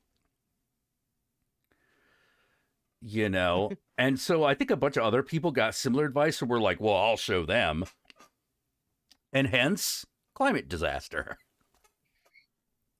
Well, there's a lot of people that were not told that. Oh, there's a lot of people problem. that weren't told that, but the problem is this. You know what I've discovered in the last, like, fucking 10 years? What? It's not about not knowing it. They just don't care. Yeah. They just don't get it. It's just sort Because of it like, doesn't affect oh, them. the world will get warmer. Well, I mean, I guess I'll take a little radiation if I can get a job. What? What? Yes. Speaking of that whole global warming thing, how about that snow in fucking Southern California? Well, I'm in Northern California, so I didn't get none of that shit. But like, yeah, LA's every covered in once in a fucking blue moon, it happens. I think it's going to start becoming. See, this is what I meant when I said I don't know if this is temporary. Oh, it's not. I'm starting to think that this is just going to start being the way it is.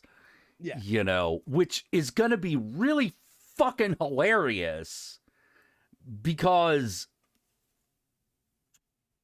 depending on how things go, and it's a real big if.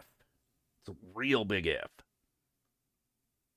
California could be looking, it will lose a bunch of shit, don't get me wrong. Mm-hmm. It will lose a bunch of shit. But we're actually looking at the possibility that this is not going to be drought country anymore.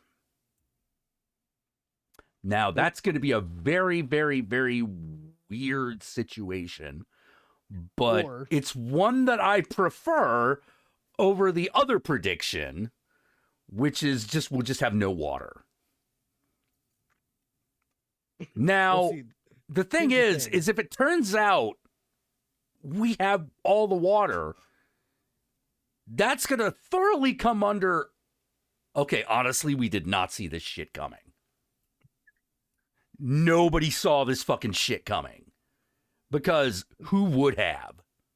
Which is another, like, which once again, history shows again and again how nature points out the folly of man, Godzilla. You know, like, holy crap. Like, if that happened, I'd be like, okay, all right. Like, no, we are nothing before nature, man. We have because we got no clue. Meanwhile, in Utah. Meanwhile, in City, Utah, you there- know, there's a real world chance Utah's going to be uninhabitable. yeah, you got two choices: Waterworld or Tank Girl. There's a Tank Girl. third choice. There's a third choice. It's just not going to make a lot of people very happy. It's no world. Yeah. Well, like, don't get me wrong. No matter what happens, there's going to be a part of fucking California that ain't going to be on land anymore. The only thing that's debatable is the quality of the water. Right. You know, that's going to be a thing. But California has been working on desalination. So it's a lot easier to pump more money into a thing that's already happening than it is to build it when you need it. Yeah. Which, man, that's really smart engineering. Unlike in Texas, Oh, where it's like everyone's like, "Oh man, there's gonna be one bad earthquake, and California's gonna go into the sea," and I'm like, no. Texas can't even have a snowstorm. Yeah. Like, Oh God, I saw that one Instagram where what was it? Like Texas is laughing at an alien invasion. It's laughing at sandstorms. It's laughing at an invasion. Then all of a sudden winter shows up and it's like, hey bitch, you know, remember what I said? Remember what I said if you ever showed your goddamn face around here again? Do you want to repeat it last year? No, sir, I do not. That's fucking what I thought, bitch. because it's like, oh yeah, Texas could probably fend off like the amount of ammunition that's in that state could fend off any invader that's not named America. Yeah. So long as your infrastructure so long as your infrastructure stays intact, much like the invasion of Ukraine. Man, time is a circle, and all events are happening currently at the same time. I know. Oh, by the way, I found it. I love this thing. This is one of my favorite, like, TikTok / Instagram fucking things ever. Hold on. Controversial opinion. I think Escape from LA is better than Escape from New York. Let me tell you something, bitch. We ain't afraid of shit. Well, I'm a hurricane. I'm extremely deadly, and I cause millions of dollars of damage. Bitch, I don't give a fuck. Bitch, I am a whole tornado. Is there really a tornado? Because I will get in my Ford F-250 right now and drive all up in that shit. Bitch, oh my God. Hey, I'm COVID. Remember me? Not ringing a bell, no. All right, well, I'm an entire fucking alien. We're gonna enslave the entire human race. Wow, they really laughed in your face. Yeah, you don't have to fucking recap it. I was there, I saw. Like, bitch, personally, I wouldn't take that disrespect. Hey, Texas? Didn't I tell you the next time I call you outside, I was gonna fuck you up? Like, I didn't even know that you was finna be here, though. Bitch, I ain't trying to hear that shit. Do you want to repeat of 2021? No, sir, I do not. That's what I thought. Now go give me a switch. Yes, Daddy?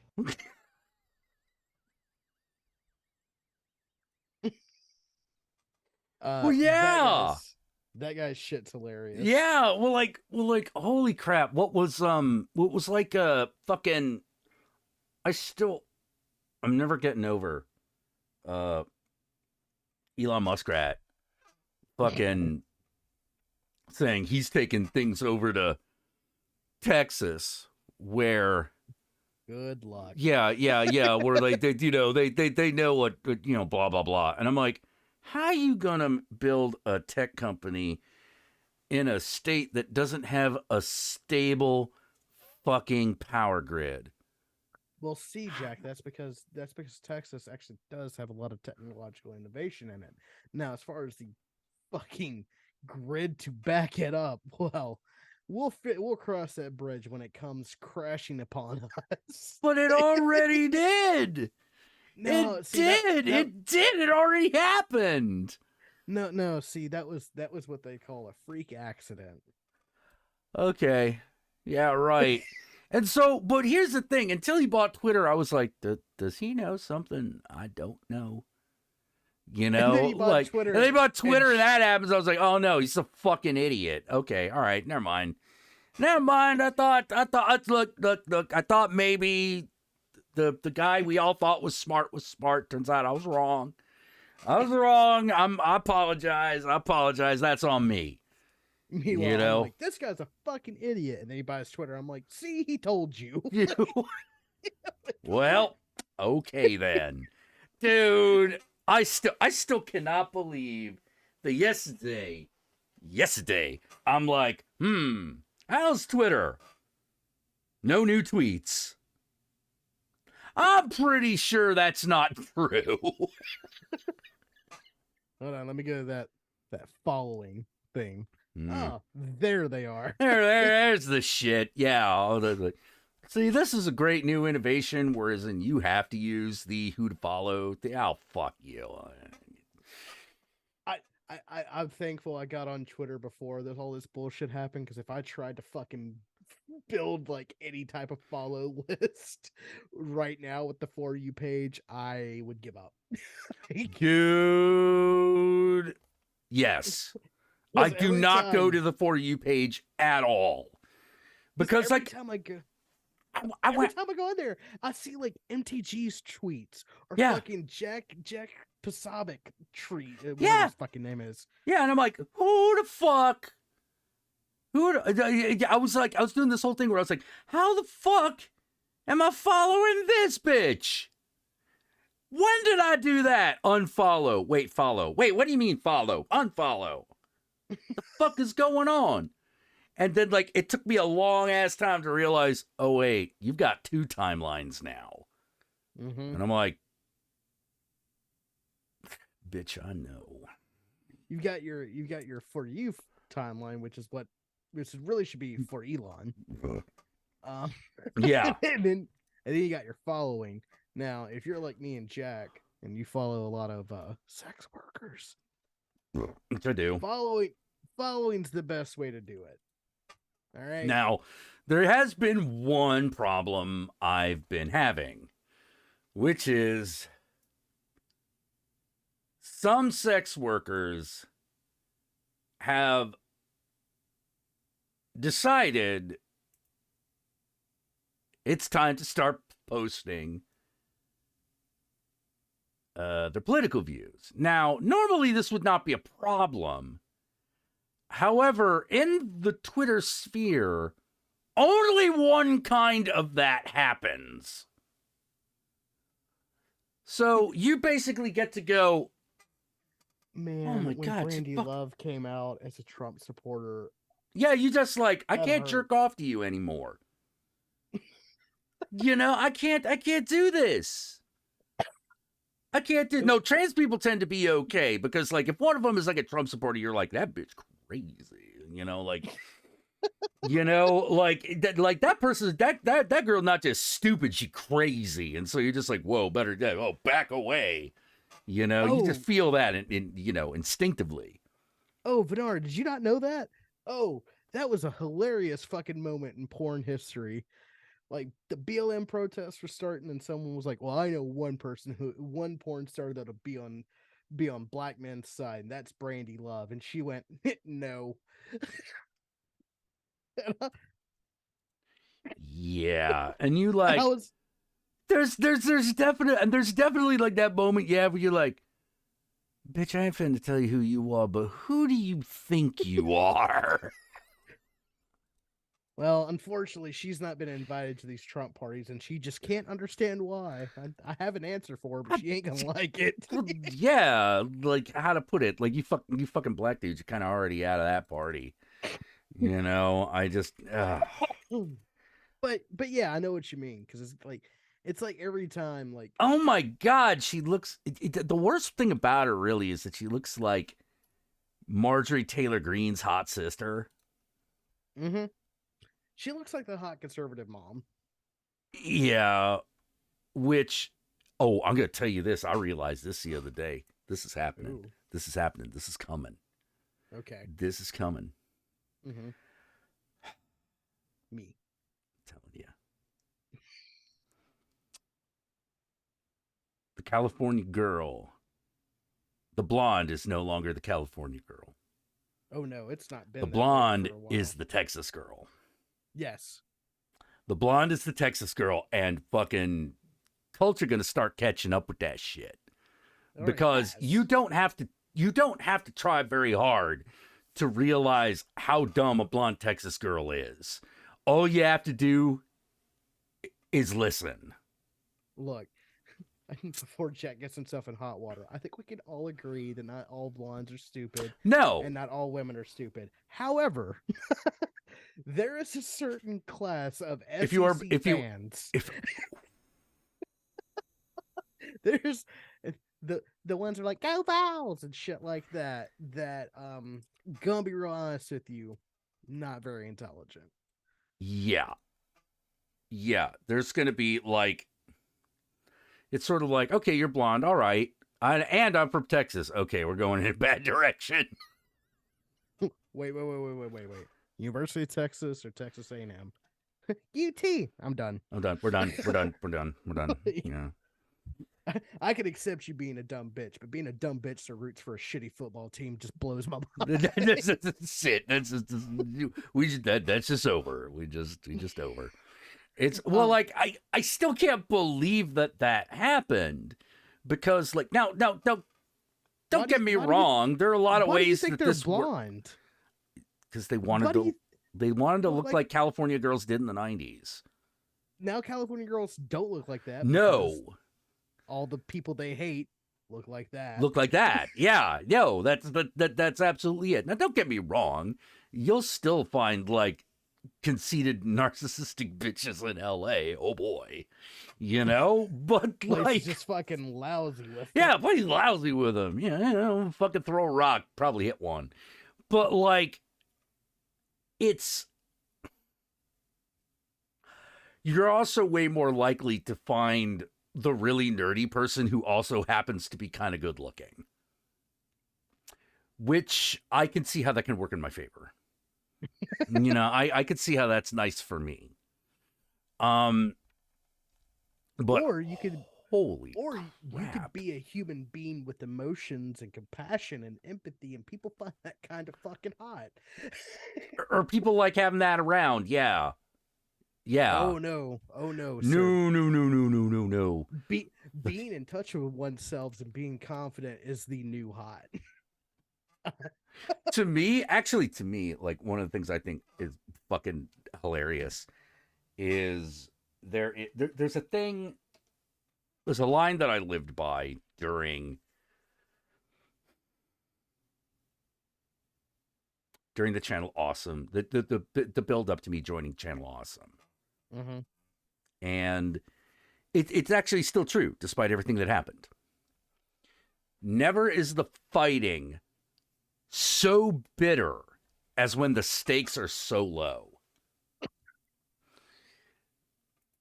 You're like, or we could work together and build something that no one else could touch because they'd be 5 of us. Jack, I love you, man. That site was not made to lift up other people. Oh, well, no. I'm not even talking about at that point. Okay. I'm talking about the before times. The times before that where I was like, yeah, I know we all want to get on this website, and I understand that. Like, I'm not saying I don't. I'd jump at the chance, but like, maybe we want to work with what we got. Because if that opportunity don't arrive, I'd still like to make rent. Now, no, that never happened. Nope. Never. No. Yeah, that never happened. Hell, no. Joining Channel Awesome, I still didn't pay rent. Dude, I couldn't even pay utilities. I've told you multiple times that when I found when I found you and your fucking YouTube channel, it was when I was looking at reviews for Rob Zombies 31, and at that point you'd been gone from that site for a bit. A while. Yeah, for a bit. And I like that movie. I thought it was pretty good. And Not his best, I- not his best, but like, Nope. hey, I liked it. I watched it. And let me tell you, I was a big Nostalgia Critic fan. I was a big Channel Awesome fan.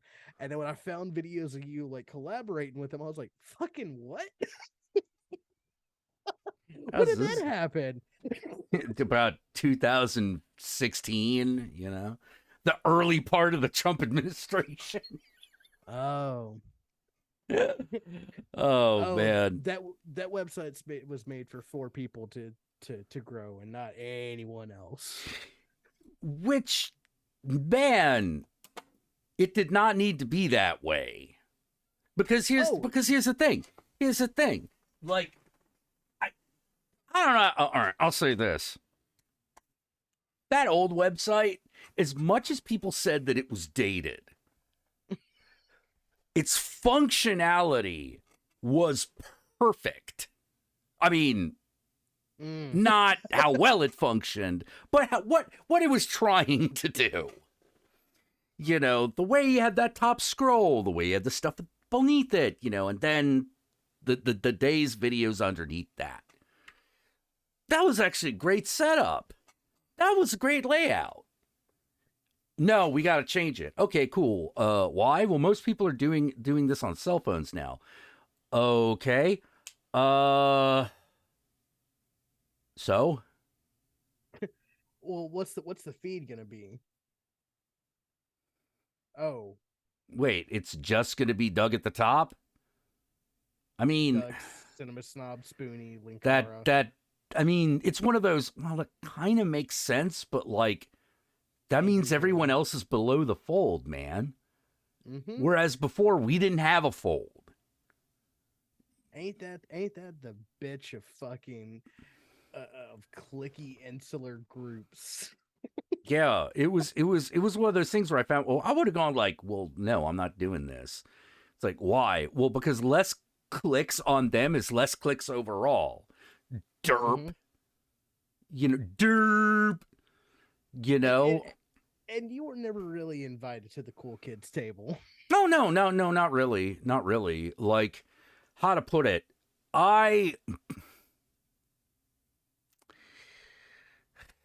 Look, when they tried to do that 5th anniversary special horror movie thing, And they didn't get you. and they didn't, it didn't happen.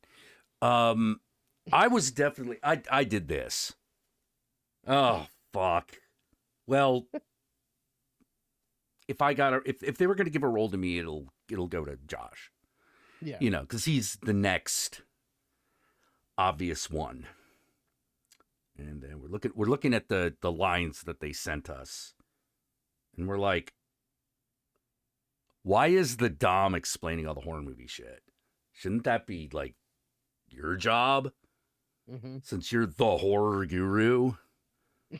Why are you getting the Harry Potter guy to explain the horror movie tropes? Hell, you could have given that thing to Linkara and it would have made sense. Well, and then like, I just, it's people. All Critics Must Die is still an internet personality review movie, but it has some horror chops on it. That's there. Well, yeah, we tried. Yeah. You know, of course there were a lot of horror movie stuff. Me and Horror Guru wrote the damn thing. We love horror movies. Right. You know, like why else was there a huge homage to not only Plan 9 from Outer Space but Tim Burton's Ed Wood? You know, because we wanted that. Hell yeah! It's still one of my favorite scenes of the movie. Yeah. But for me, it's like you're gonna do a horror film for your big critic movie, and you're not gonna invite the horror people to do it. Why?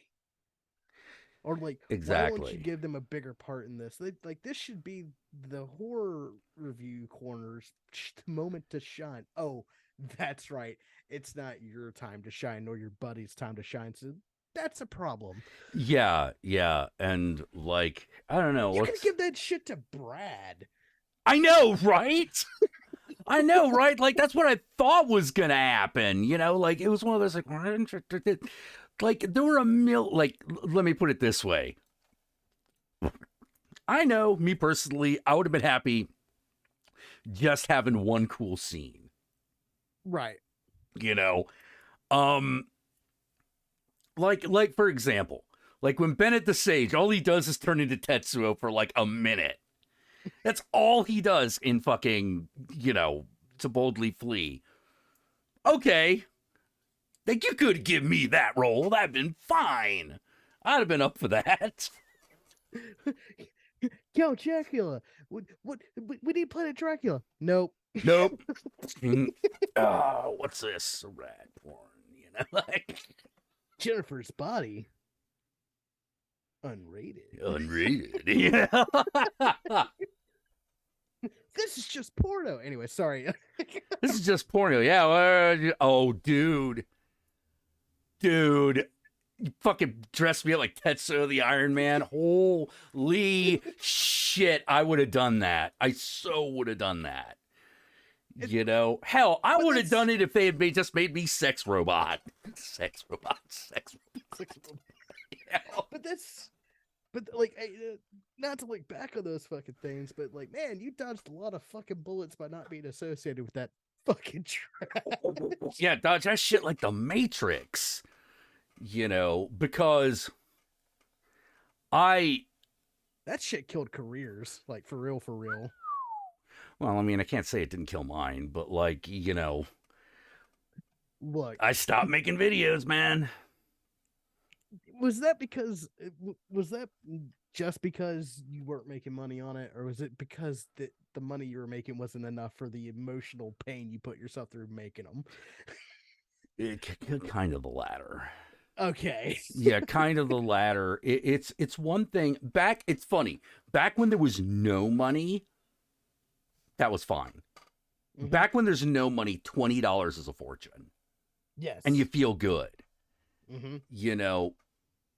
But when it becomes about money, it's never enough money. No. And that becomes really, really exhausting because you can only fucking draw from the well so often. Well, and I know some people were able to do it again and again and again and again and again. That's their superpower. Right. That's what allows them to do that. That's a superpower. Yeah.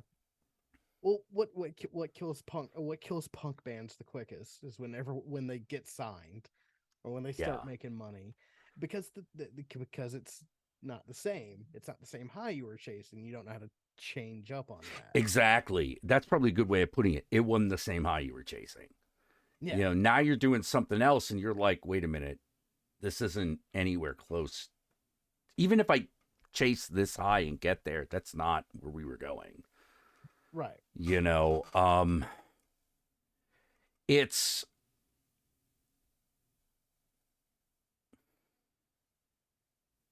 money is one of my main problems, specifically because it doesn't mean that much to me.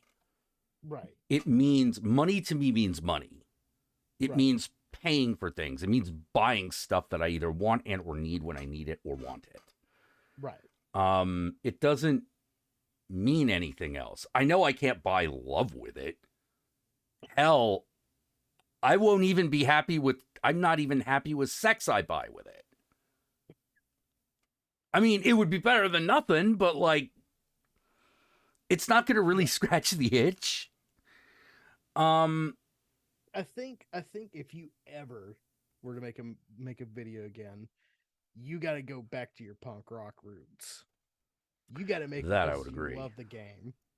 Oh yeah. You got to make it because you can't think of a world where you don't make some fucking review or start talking about like something that you're really passionate about. You want other people to know about.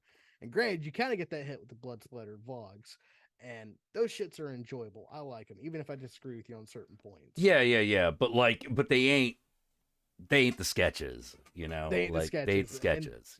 And that's the high that you're trying to chase, is the shit you would get during those sketches where you would say something. Yeah, how to put it? Like, what was the point? The point was meme, baby. the point is that for all the boisterousness of the Count Jackula character, he's kind of a fuck up. Oh yeah, totally. You know, like because aren't we? Because let's be honest, aren't we all? That Are was you the telling- thing. That was the thing. I was like, no, don't you get it? The punchline is that we're losers. The punchline is we're failures. You know, we have all. It's like fucking Venture Brothers. You know, the punchline of the Venture Brothers is everyone is a failure. You know, like even you're like, wait, everybody is a failure. Everybody fails at something, and that's the thing that is highlighted. Like, for example, like, okay, fucking the Monarch, you know, like the thing with the Monarch, he is a terrible supervillain. He is a great vigilante, but he does not want to be a vigilante. He wants to be a supervillain, something he sucks at. And he's married to Miss Man. Yeah. And she's really good at being a fucking evil mom. Yeah, she's great being an evil manager. Yeah. She is not a good supervillain on her own. No. She's terrible. She has to follow the rules. She has to make sure everything's working. She can't shoot from the hip. You know, and she needs to be able to shoot from the fucking hip. You know, although probably my favorite of the failures was Red Death. You know, because you're like, wait, Red Death's not a failure. It's like, yeah, he is. He's old. He's old school. He's old school, and the old school don't work no more. Back in the day, he was the supervillain. And the thing is, he still has all those abilities, but he's got no respect. Nobody respects him. Despite the fact that you're like, this guy could probably kill the entire League of Calamitous Intent if he really wanted. But he doesn't. Because nobody respects him. Because nobody respects him. So why should he give a fuck? Well, not even just that, man, the one way you can stop a fucking megalomaniac is to break them down to a pitiful man. Yeah. Yeah, because like he and his dudes did it. They killed Jonas Venture. They got the job done. Did it matter? No. No, didn't matter. Didn't matter. Nobody cared. I You know. Jonas Venture. We don't care. We don't care. Yeah, nobody cared. They got nothing out of it. So it's like, hey, wait a minute. Like, we just did the thing. Like that's like we killed Superman. No. None of y'all killed Superman. That's like being the toy. It's like being the toy master, but the toy master manages to kill Superman permanently. Not like Toy the master ever gonna get any respect? Hell no. He's a toy master. He's the toy master. Nobody cares. Yeah, and he says, "But I'm the guy that." Okay, fine. All right, fine. Yo, Phantom But I killed Superman. Man, you know, Okay. like that's actually like a supervillain that I really want James Gunn to use. Give Toy me maker. Master. You know? Oh my god! Like make him like the fucking Super Friends version too. Not Oh like yeah. Like just completely ridiculous. You know, It's don't make him an old guy who's like a genius. No, make him that little jester dude in the fucking black and brown outfit. Goes, meh. and like I'm just imagining a scene where like Batman's like Batman and Superman are like trying to take down the Toy Master, and Batman's like, "Really, Clark? This is one of your Toy enemies?" Master, really? It's And- like and he was a Flash villain originally. Don't fucking. No, you just have Superman go, "This man's obviously just very disturbed. I have to go save him. I'll be Him. back." Because you know what? I hope that James Gunn makes Superman into a dork. I hope it happens. I'm going to tell you this. James Gunn is going to make a Superman movie. And by the end of that movie, not only will you love Superman, you're going to cry. I probably will. You're going to cry. You're going to be like, you're going to apologize to yourself for all the times you didn't like Superman. And it's because then I will realize I will have achieved divine knowledge that it wasn't that I didn't like Superman. It's that these people didn't like Superman. Yeah. Other people didn't like Superman, and you let that affect you. The Snyder fanboys won't like it. I don't know if you've noticed Spooky Artists, but they don't like much. Oh no, they'll hate it. They'll Yeah, hate it because they'll call Superman a pussy. You Yeah, know? I don't- But I don't like, care. dude, like the kid. I don't care. I don't care. I don't care what they think anymore. Yeah. See, oh, it's like it's releasing. I don't give a shit what they Yeah, think don't anymore. get, dude. Like, I still remember when Angry Joe hated Lois, not Lois and Clark, but Superman and Lois. We Of course he hated, hated it. that version of it. And I'm like, what are you talking about? Let's look at the best versions of Superman we've had in decades. You know, like, Have you noticed how Angry Joe makes his nut now? how does he make his nut these days? I've been following. Well, look at that first part of the character name, and then you can kind of follow the rest. He's Angry Joe. Who Well, else is angry about stupid, nerdy shit? and they Well, I won't mean, let it's it one thing to go? be angry about stupid. There was plenty to be angry about in that fucking Man of Steel. Yeah, but he likes that movie. Yeah, that movie's a piece of shit. Yeah, And I agree. I'm hate with that. you on I that. hate that version of Superman, and I hate that movie. You know. Let me guess. Let me guess the reason why you hate it. Go for it. Because at that point in Man of Steel, Superman had been turned into this like weird alien character that betrayed everything that Superman was supposed to be. Yeah. Yeah. New 52 did it. Fucking that was one of the things about New 52 that went, ooh, this is not gonna go well. Yeah. Fucking Young Justice did it a little bit, but they did it with Superboy, which made more sense. Like everybody tries to make Superman into this fucking dark character, and it's because of fucking Batman. Well, I hate to break it to you, Batman works because he's Batman. Yeah. And when is Batman best? Batman is best when you're like, oh, Batman cares about people. What was the best part of that fucking Robert Pattinson Batman movie? He's got to save the kids. He's got they don't need to be afraid.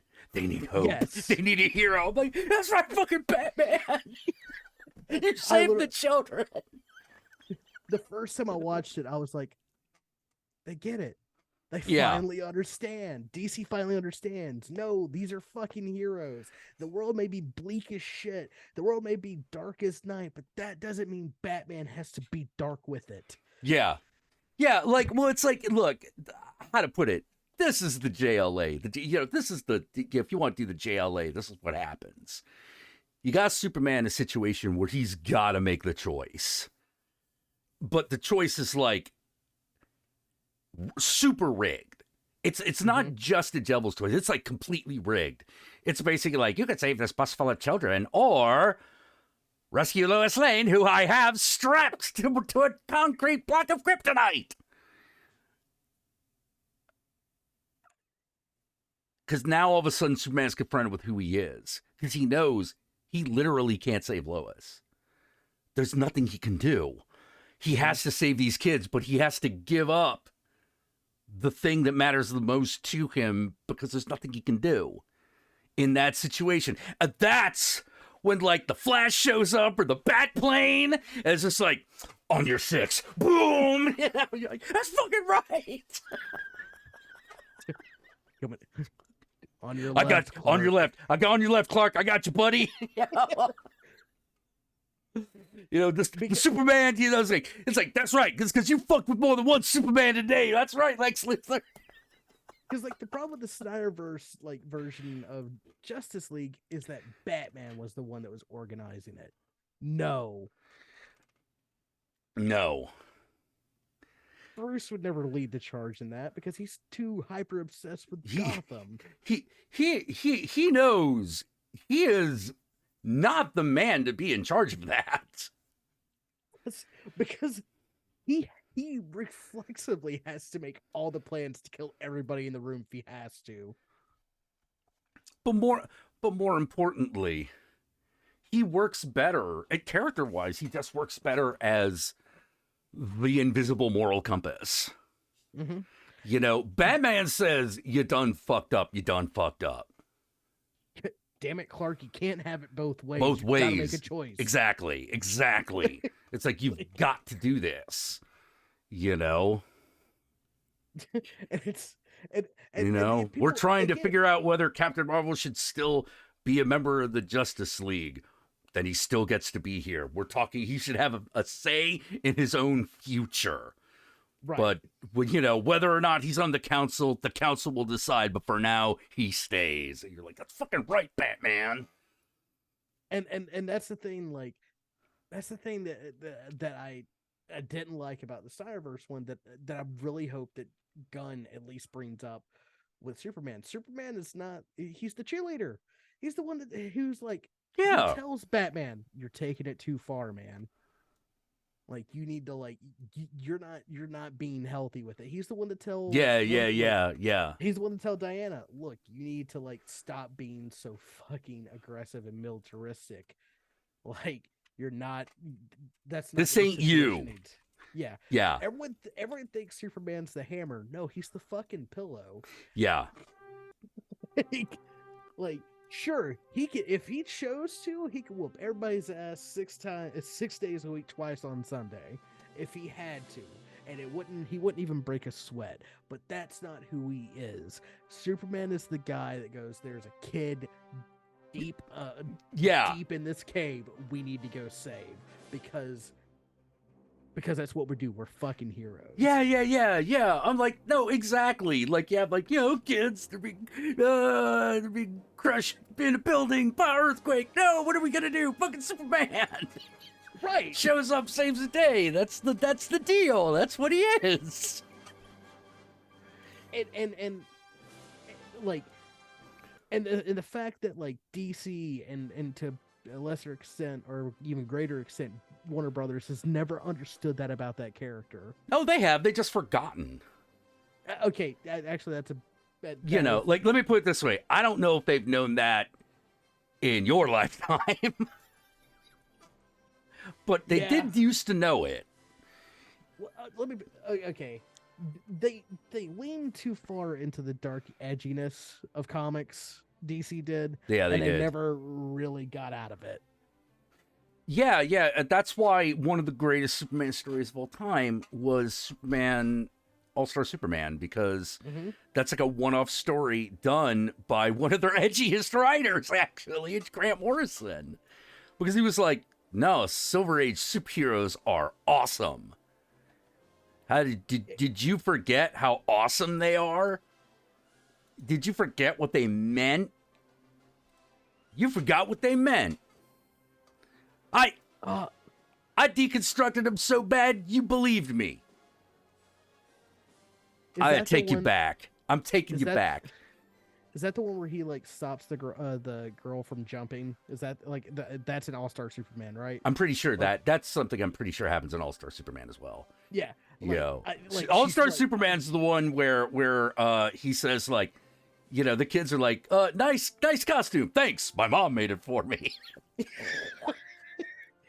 But because it had one of my favorite scenes in it. Yeah, it is All-Star Superman. I remember now. Because it's like this girl's about to jump.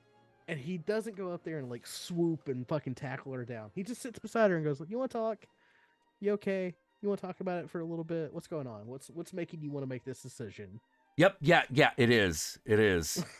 Like, that's Superman. It's never, but, you know, he really got hung up it never is as bad as it seems. You and know? and it's like that, and like the Superman and Lois scene where like he's talking, like he starts signing to the deaf kid. Yeah. I was like, that melted my heart. I was Hell like, oh, yeah. Yeah. Well, that's the good stuff. right. That's the good stuff. You know? Yeah, while he's dying. Yeah, exactly. You know, like damn, it's so cool. You know, Because he's a good-hearted farm boy. He's a good Kansas boy, and Mom and Pa Kent taught him. They didn't teach him this bullshit American culture that's been shoved down our throat, that we've been told Hell is the no. old school way No. of American ideology. No, they told him, look, you treat every person you come across as family, and you should be able to do whatever you're capable of doing to the utmost of your abilities to help your fellow man, because that's what we Yeah, do. yeah. Like there was a moment where I knew Man of Steel was beyond repair. When I they knew fucked up Pa Kent. Yeah, when they fucked up Paul Kent. Because, like, let me put it this way. The minute Paul Kent was just like, no, let the tornado kill me. And then he did. I'm like, what? We In just have to, what fucking universe does Superman just let his dad die? or even beyond that, like the part that pissed me off was when Pa Kent was like, "We have to hide you. We can't let anyone know you exist." What? Like, why are you trying? Like, you're telling your kid who has the ability to do so much that he has to hide because people won't ever trust him. That's not Pa Kent. Pa No. Kent goes, "You have the ability. That means you have the you have the You got the means, that means you have-" responsibility. Yeah, You're put on you this have earth the, for a reason. It ain't to kick football, son. exactly. You know? look, look. I know Uncle Ben gets the hype for being one of the best like fatherly figures in comics. Well, he has the best line. You know, Yeah. he's got the best line. And then, but Pa Kent is Pa and Ma Kent being like the morality of Superman, which Yeah. is like that very country living of like, I don't give a shit who you are or what you are. When you're in my house, I'm going to treat you like a guest, like you deserve, and Yeah. I'm going to do whatever I can to make, not in a self-sacrificing way, but in a cooperative way of, we can't all be Superman, but we can live up to his ideals. That should be what Superman's about. Yeah. Well, like, also, like, even the way he fucking, like, punched out the other Zod? Kryptonians pissed me off. Not even Yeah. when he killed Zod, that also, like, I was just like, okay, I'm just done. I'm fucking done, you know? If Superman is not going to try to save people, but oh my God, what was Superman supposed to do? Oh, I don't know anything. Well, here's the thing. If they'd have done the movie we're talking about, and the entire time, like, Superman is being that very moral character, and it gets to that point where he either has to kill Zod or let a family die, that's when that moment hits a lot harder than when he's just kind of been a piece of shit the entire time. Well, Know what I mean? also, I'm sorry. This is Superman. We all know how this is supposed to go down, which is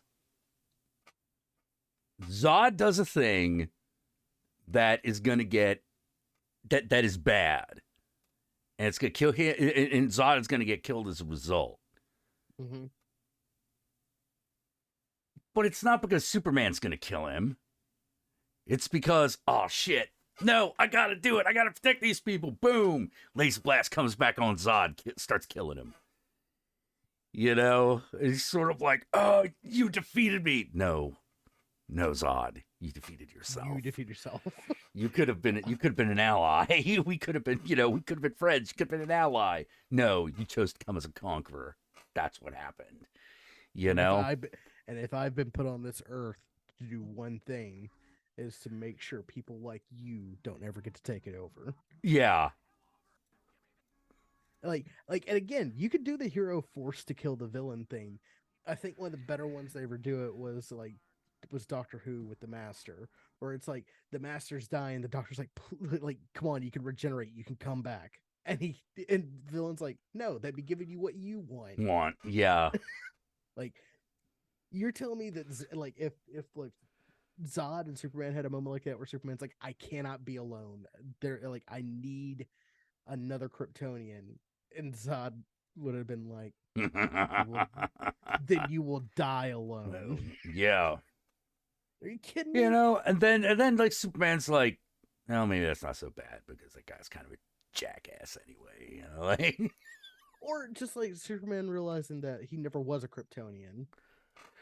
yeah. It's like, nah, I was always Kansas Earth boy. Come on, you know? Because that is also Zod's thing of like, you need to remember where you came from. How dare you live on this planet? I came from Kansas, motherfucker. Yeah.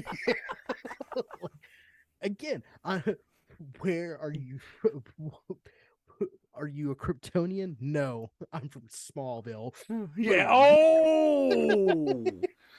Oh, yeah.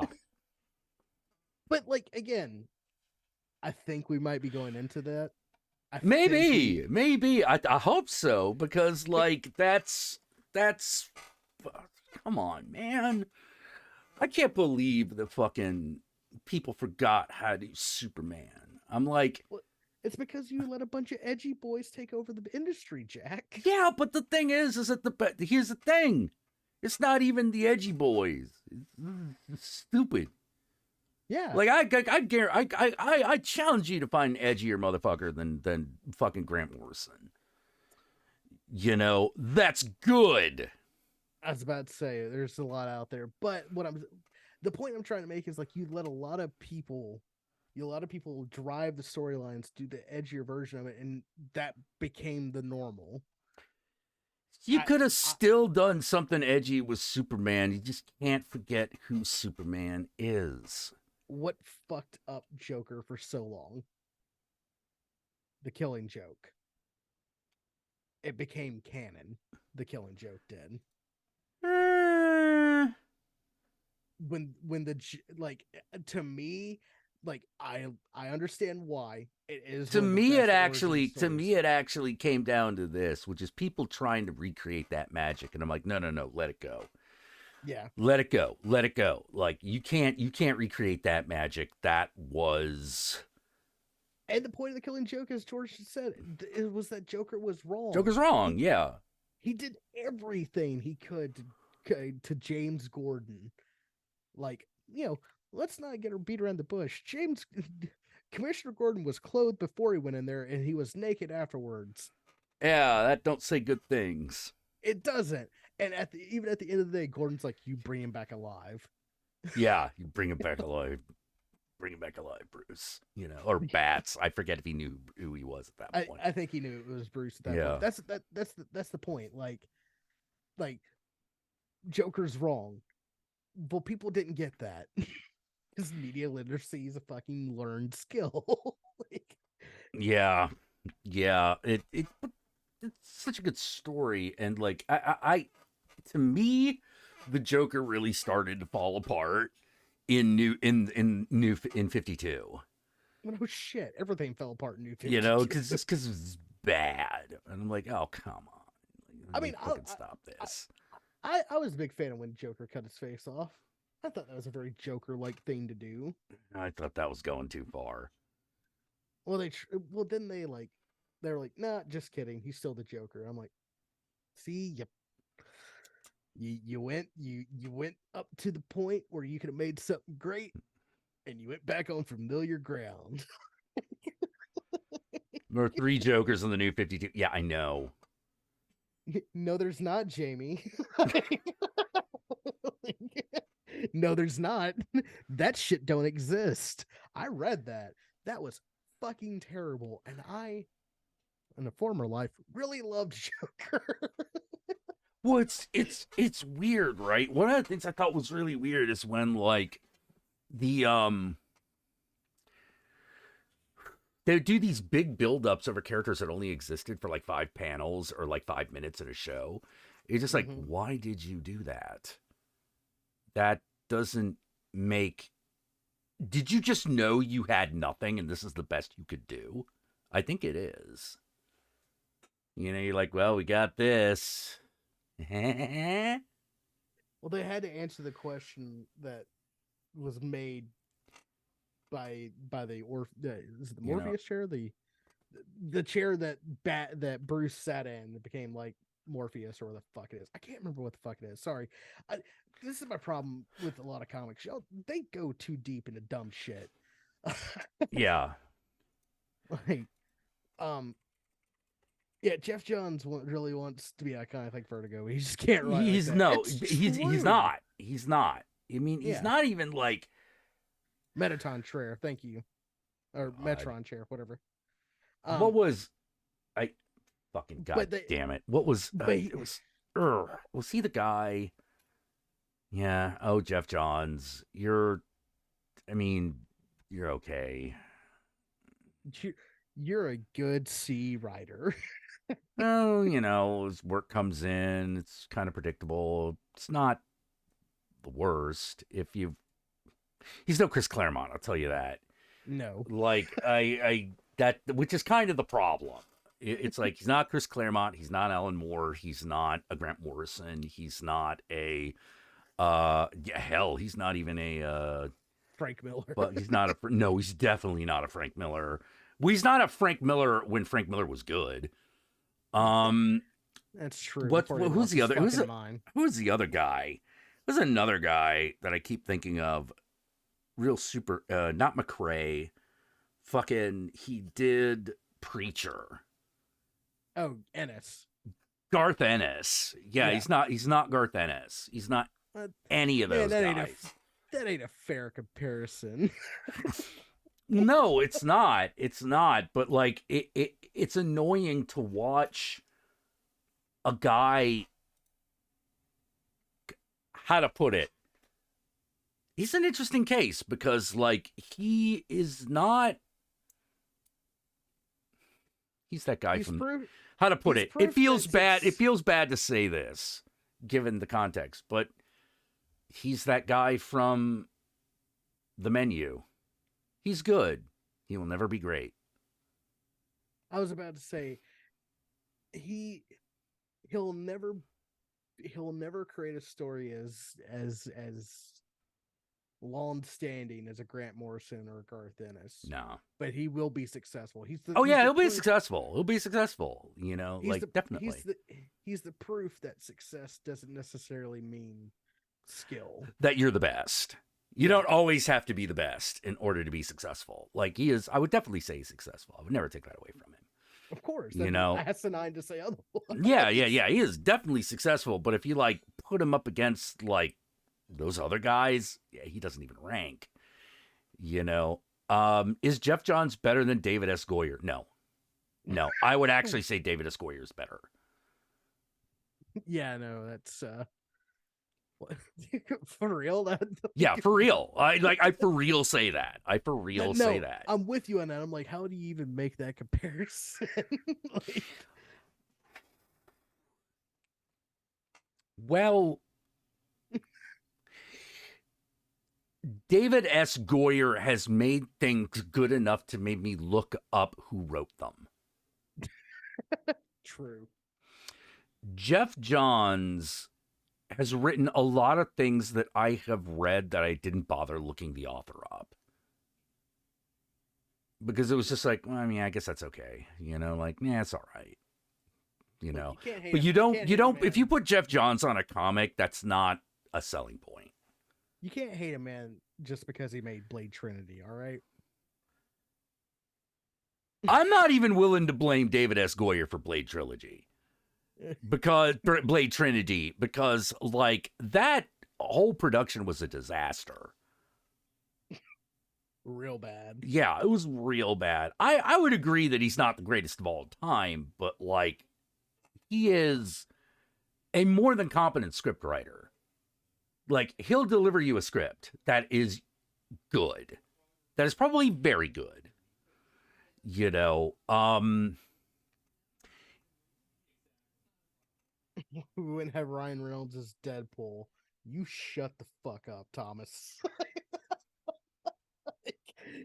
You're not gonna try to say that Ryan Reynolds would have never gotten a job if it wasn't for Blade Trinity. oh, bullshit. Yeah, bullshit. I mean, granted, like, no, I wasn't even the first movie he was in. No. Like, not by a long shot, you know? Like, No, that's he didn't sorry. fucking. Ugh. Yeah, I know David S. Goyer wrote Man of Steel. Again. Yeah. Like, let me put it, everything- I'm not, yeah, like I was saying, I'm like, that's why I'm like, he's really good. But I wouldn't call him greatest of all time.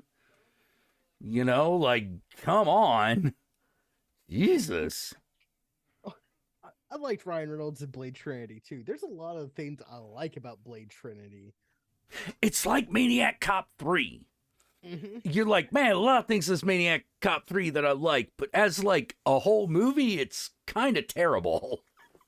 I think it's because It's like that the fucking Neil Marshall Hellboy. Any scene of that Hellboy movie is amazing, but as a movie, it's terrible. it just doesn't work because they Yes, something was wrong, and They- I don't they even took know out- where to point. they took out the blue collar character of Hellboy. I feel like Yeah, that was probably a big problem. That was probably part of it. Yeah. because Hellboy, like even in the comics, he wasn't a superhero. He wasn't doing it because he was doing it because like Because he Yeah, had a it's a job. You know, like look, he red had a light goes job. off, And I gotta go. yeah, and even I'll be when he back. quit, he's like still doing the job because he doesn't know what else to do with his life. You know, like they put in a lot of the right characters, but they didn't. I didn't It's- feel like I got to know Hellboy in that movie the way I did with Guillermo del Toro. With Guillermo del Toro, you really feel like you get to know Hellboy. Because Guillermo loves monsters. Yeah. Yeah, hell, for that matter, you really feel like you know who Abe Sapien is. You know, like just that one scene where they're coming in and he's like, look at them all out there. Nothing but this glass between us and them. Ah, story of my life. My life. Like, and then like he made Shape of Water, and then Oh, a Shape of lot Water's super his- cool. Yeah. and a lot of shit about Abe Sapien made a lot more sense after that. Hell yeah. Hell yeah. Oh, God, Hellboy 2 where Hellboy and Abe get drunk. Yeah, it's great. This is a good movie. The least toxic masculinity part in any fucking movie. Oh, What you yeah. listening to? Track 8. Yep. You're gonna need this. Yes. Okay. Yeah. I'm in love with an elf chick, but she's gonna die. Oh, Why do birds suddenly appear. Yep, you're in deep, bud. You buddy. Oh, dude, I even loved that whole scene with Johan. You know, I think I could take you. What? Are you fucking kidding me? And then, of course, he does. And I'm just like, God damn it. God damn it, Del Toro. You're in love. Here's a beer. Here's a beer. Yeah. Yeah, Seth MacFarlane. That was Seth MacFarlane. Did the voice of that character. You know, I was actually really okay. surprised that they brought Johan in, actually. I think I got gaslit because when I first watched that film, I was like, that is Seth MacFarlane. Yeah, it And is. People were like vehemently disagreeing with me on that. I was like, there's no fucking way that's not him. No, it is. It is Seth MacFarlane. All right, cool. I need to like call some people. Yeah, you Some need of to them are call some dead. people who said it wasn't, and because you could go to IMDb and check it out yourself. Well, unfortunately, one of them's dead, so that's going to be an issue. Oh, that's gonna be hard. Okay, but you know, But yeah, I no, think that was Seth MacFarlane, man. Like, people forget that Seth MacFarlane can do things other than Family Guy. Well, that's because every time he does something that's not Family Guy, like it's a 50-50 shot of it being good or really terrible. Oh, I don't blame you. I don't blame you. Like, let me put it that way. Like, it's like, all right, are we gonna get Ted or Ted 2? You know, like what are we getting? Are we gonna get Ted or A Million Ways to Die in the West? Oh, yeah. I have a Yeah, confession to make. but I don't understand people who just like hate Seth MacFarlane. Period. Because I'm like, no, he's done a lot of shit I hated, but like he's also done a lot of stuff I liked. He's kind of a douchebag at points, but like, aren't we all? Aren't we all? Yeah. Well, it's kind of like I feel the same way about Zach Galifianakis. You know. Yeah, it. Look, the problem with Zach Galifianakis is that he was doing his own thing, and people kept saying that he was the next Andy Kaufman. That is a terrible thing to call somebody. Exactly. Like, first off, Zach Galifianakis, while doing similar bullshit that Andy used to do, was way less mean-spirited, I guess the way to put it. The audience was not the butt of the joke. Right. You know, that's the thing about Andy Kaufman I always fucking hated, which is I was like, the audience is the joke. Fuck you. You know, like that's the kind of bullshit I can't take, because I'm just sort of like, oh, but I'm supposed to hold a mirror up to you. Oh, fuck you. You know, like, seriously? So you're going to blame us? You know, you're the one who... me for liking you? Yeah, you're going to blame me for liking you? Maybe you're on to something, you know? Like, fuck you. You know, hey, I learned the lesson. You're a piece of shit.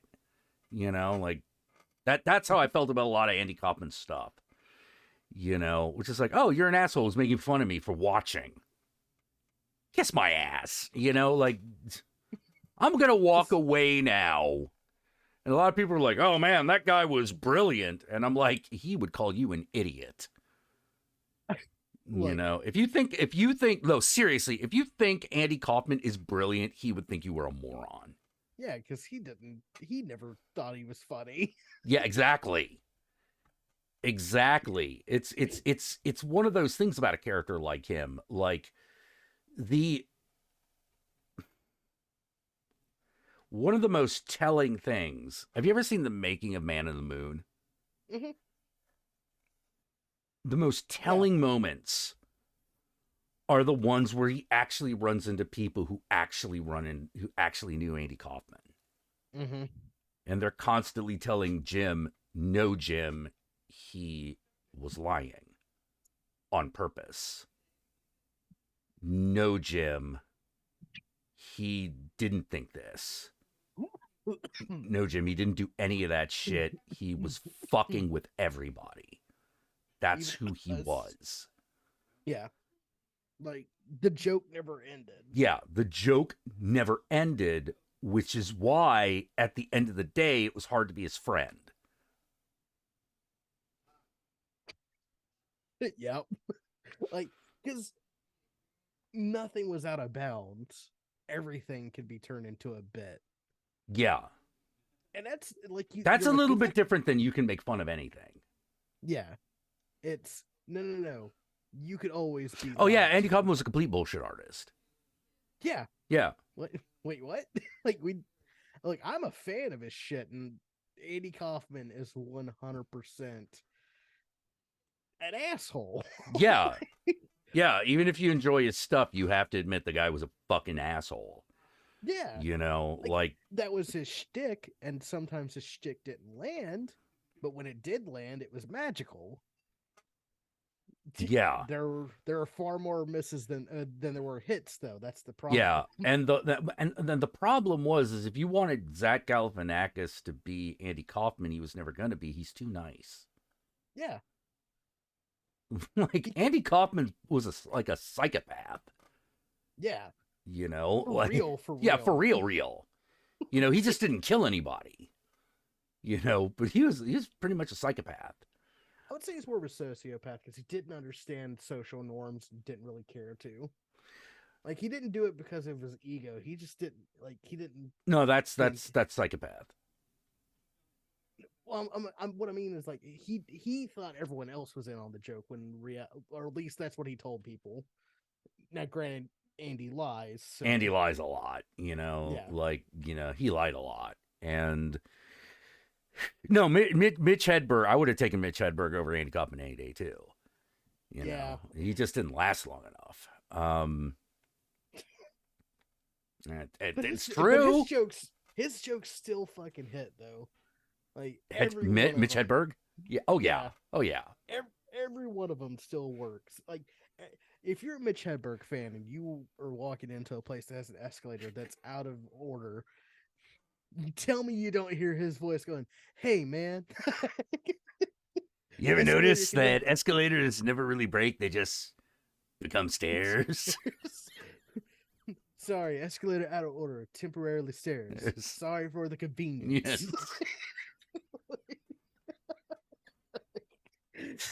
Oh man. Oh, Timothy Oliphant's joke on Conan. I watched that Jim and Andy documentary in character. My character hated it. He thought it was pretentious and asinine. It's too bad because I might have liked it. Oh man. I liked Man in the Moon, but I also am an Andy Kaufman fan. I'm never going to tell you when they're wrong or when if they say they don't like him because I get it. Yeah. Yeah. That's because like it's one of those. Well, you're not wrong. You know, it's like Roman Polanski. It's like that guy's a rapist. Yeah. Yeah. Yeah, he is. You know, like how can you watch his movie? I don't know. Uncomfortably. Uncomfortably sometimes, but like I don't know how else to put it. You know, well, how is that different from Victor Silva? And I'm like, it just is. It just is because I don't feel Because Jeepers Creepers isn't Rosemary's Baby. That's why. okay. One, yeah, yeah. For one, yes. Second of all,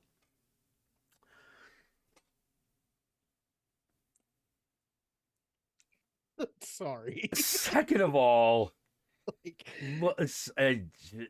no, I think that's it. The movies just are just way better.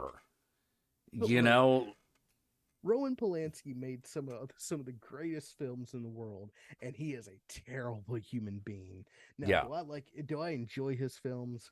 Not as much as I used to. No, yeah, I gotta give that up. But Victor DeSalva raped children and made a movie about a monster that rapes children.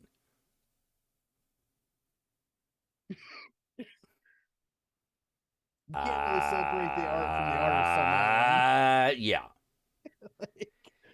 Yeah. Like, And when you realize that and you watch any movie he's made, you're like, oh my God, all these movies are about wanting to raping or wanting to rape children.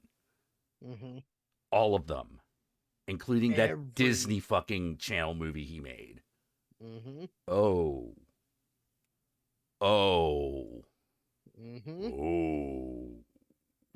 Because like personally, I think it's all right to occasionally separate the art from the artist. Because like sometimes you can enjoy shit for completely different reasons the artist ever. I think the question. I don't think the question is should you. I think the question really is can you. You know, because if you can, then you're then okay. But if you can't, there's probably a reason. It's like Mel Gibson, man. You know, it's one of those like, can I separate the art from an artist? Not be an anti-Semite. You know, like That's this the guy- problem. This guy had a real fucking bone. This guy had a real axe to grind, and every fucking time he got to grind it, he let us know. I know, right? Yeah, Jeepers Creepers is less consequence than Evil Bong 4. Look, I will take Evil Bong 420 for a million reasons. One, Tommy Chong. Two, fucking Diane Prince in that movie. You can still watch Mad Max, no problem. Yeah, because Cool, of course I can watch Mad Max, no problem. It's a George Miller movie. It's just got fucking dude in it. Yeah, and really, that's every Mad Max film. Mad Max is not the star of any film he's in. Yeah. Like, I was like, no, fucking Tom Hardy, but fine. Mad Max Tom Hardy now. No, that actually is doing me a favor. You know, like, because I don't know if I could have watched another one, you know, after all that, if it had Mel Gibson in it. But you're like, no, we're going to give the part to Tom Hardy. It's like, oh, fuck, yeah, hell yeah. Opening night. Go to watch it, you walk out of that film, you're like, Victor DeSalva's entire filmography is O.J. Simpson's If I Did It, except he did. Well, except we know he did because he got convicted. yeah. You know, beyond a shadow of a doubt. And I'll be honest. If OJ didn't do it, that's the greatest crime of all time. If OJ didn't do it, I will start believing conspiracy theories. Dude, again. I might believe in Jesus. You know, if it turns out, no, O.J. Simpson didn't do it, here's what actually happened. And if that shit passes, man, if that shit even passes the smell test, I might have to rethink my life. You know, because it's just like, look, it's like the burden of proof is on the state. I can see why they came unprepared, because they were like, there's no way he didn't do this shit. It stank all over. No way. it. There's no way. You know, there is no way he didn't fucking do that. Like, yeah, no. It's got to be some X-Files shit if fucking OJ didn't do it. You know, like that's going to be some like, okay, so it turns out that there was actually an interdimensional time rift, and the UFO was crossing over that very moment, manipulating the timeline. You know, it was actually done by this guy, but they had to remove that dude from the timeline, and that just meant O.J. Simpson had to take the fall. And But listen, you don't have to believe me. I have Alex Jones right here to explain all this for you.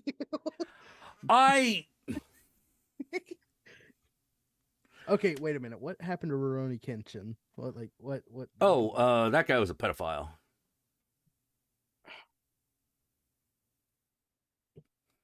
Okay, no, it makes sense. Doesn't it now? That was one of those things that I can't believe the Rurouni Kenshin guy was a fucking pedophile. I'm like, really? Yeah. Really? I mean, I'm not happy about it. Like, it's bad news, but surprised? No, not really. Just not hearing. Just about kind of, this? just kind of living down to my expectations. See, I thought that's one of those. Oh, I thought I was being the asshole. Well, man, as a young child, I love those fucking that fucking anime. Well, of course. It was kind of made for me. I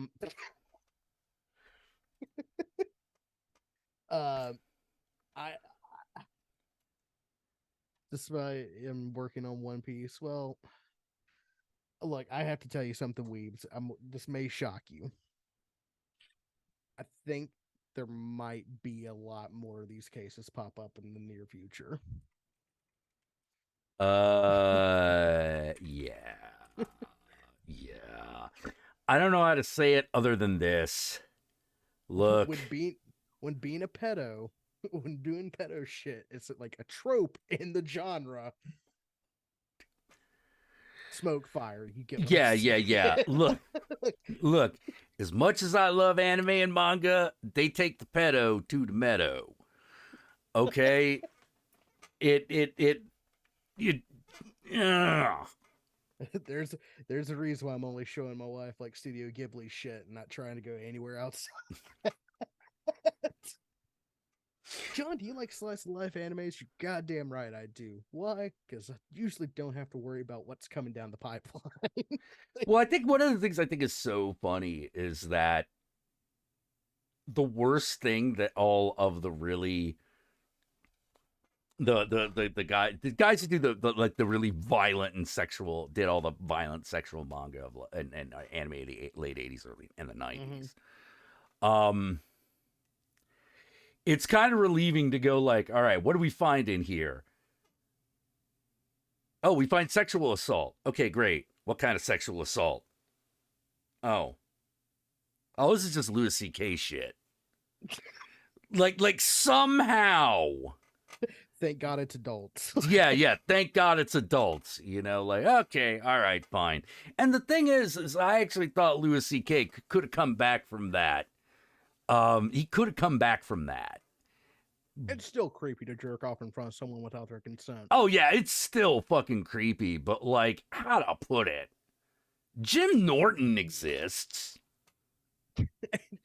Yes, Jack, and I'll be honest with you, Jim Norton's kind of his own little pocket of whatever he's doing. True. True, but like Jim Norton ain't getting a fucking Netflix special. Well, that's definitely probably not. Yeah. But I mean, like, probably been okay. You know, I can't imagine. Here's my problem. It's my problem. I can't imagine pretending to be someone that I am not. Well, there's a difference between acting and pretending to be someone you're not. Mm-hmm. You know, acting is like, well, I'm pretending to be someone that I'm not for this specific piece of art. Right. You know, even if I do it multiple times. But if you caught me at like the 7-Eleven or any of that, that's not the guy you're going to meet. He may look the same, he may talk the same, but that's not him. I cannot imagine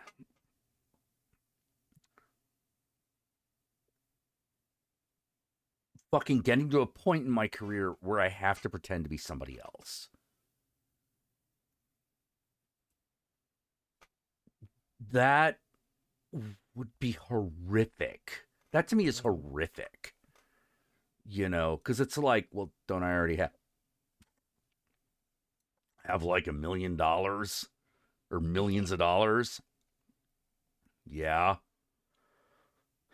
Okay. You know, I don't want to have to pretend to be somebody else. You know, that because I think that's bullshit. But like, problem is like, you don't have to constantly pretend who you are. You don't have to constantly pretend who you are, because if you get cut in your horniness, no one's gonna be fucking surprised. No, of course not. Of course not. You put that shit on Front Street, and you're, a dirty old man, and everyone knows. Yeah, Count Jackula arrested at strip show. Oh no. What will that do for your character? Yeah, what would that do for my career? Oh my god. They might kick me off of Sesame Street. Like, what? No, motherfucker, no problem. They might put me on Sesame Street for that shit. You know, probably not. But, weirder things have happened. You might get on Avenue Q. I might. Oh, hell yeah, do an Avenue Q. Hell yeah, we talk about it. But, like, yeah, I can't think of a thing that it would have to be like murder. It would have to be something like murder, because what else would it be? And even then, it'd be like, well, who was it? It was this person.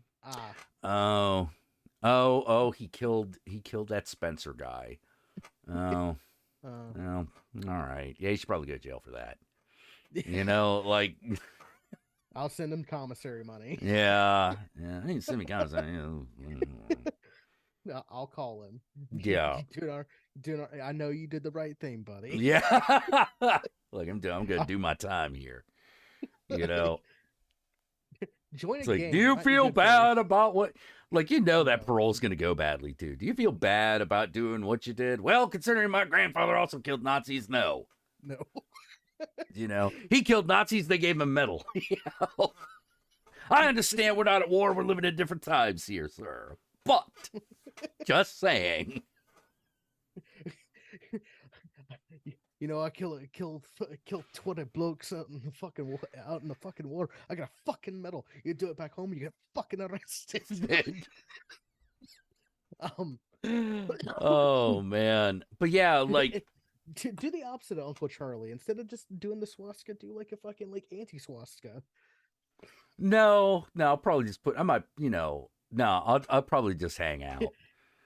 Carve, like tattoo, kill Whitey on your forehead just before the parole. No, I'd probably just hang out. Just be like, God, this sucks. How long am I gonna be here? Dime. Fuck. Okay. Like, man, why can't we have those like Netherlands like prisons where they're just sort of like, well, if the point is we just don't want them walking around, then that's the point. Because we live in an authoritarian, right-leaning Yeah. country. The punishment is the point. Have I seen the trailer for Sisu? Fuck is a sisu? Ex-soldier who discovers gold in the Lapland wilderness tries to take loot in the city. Nazi soldiers. Oh, I have not. It's got Nazi killing in it. I don't know. Might. Chat does have Nazi killing in it. It's pretty much John Wick's fights Nazis. I'm kind of, that's pretty good. There's a version of Heidi that is coming out, done by the people who did Iron Sky. What? Yeah, No Mad fucking Heidi. way. You want to see them? Well, to be fair, let's see. I'm gonna try to look up news because the first thing that pops up is like, be a mad investor, and I'm like, 3 years ago, huh? Yeah, who knows if it's coming out? But like, apparently they finished filming it, so. Oh, good for them. So chances are it's gonna come out at some point.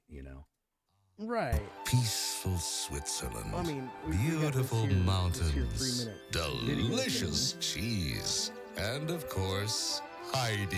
Go, Peter! I love you, baby girl. But you've seen nothing yet. Dear citizen, today we shall celebrate Switzerland's new order. Gentlemen, world domination. To world domination. This man has been charged with the production of illegal dairy products.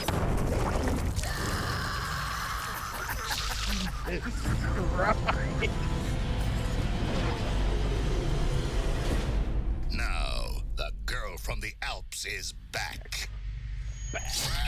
With a vengeance.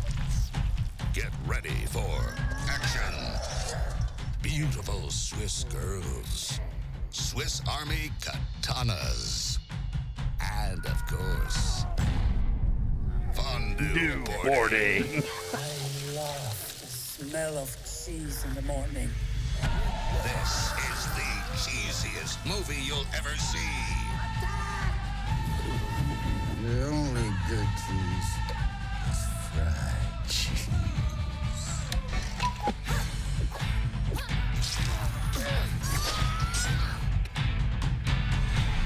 Coming for you, you fucking bastard! She's one badass Heidi. She's Mad Heidi. Well. Something's yodeling in my pants. They should cancel the Oscars this upcoming year. Oh yeah. No, cancel the Oscars. We got a winner. Like, Like, no. This is it. This is That's this that. is Yep. cinema. Peaceful Switzerland. We've made the Swedish into Nazis. Yeah. Wait. What? Whoa. What do you mean? Watch full movie now on stream? Holy shit! It is motherfucking out.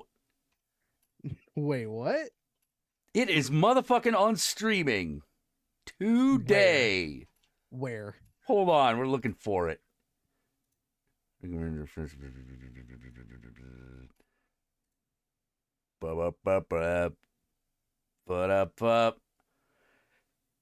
I can don't buy it on mind. their website. You can That's buy what it on I'm the seeing. website. There's this money. Wait. How do we?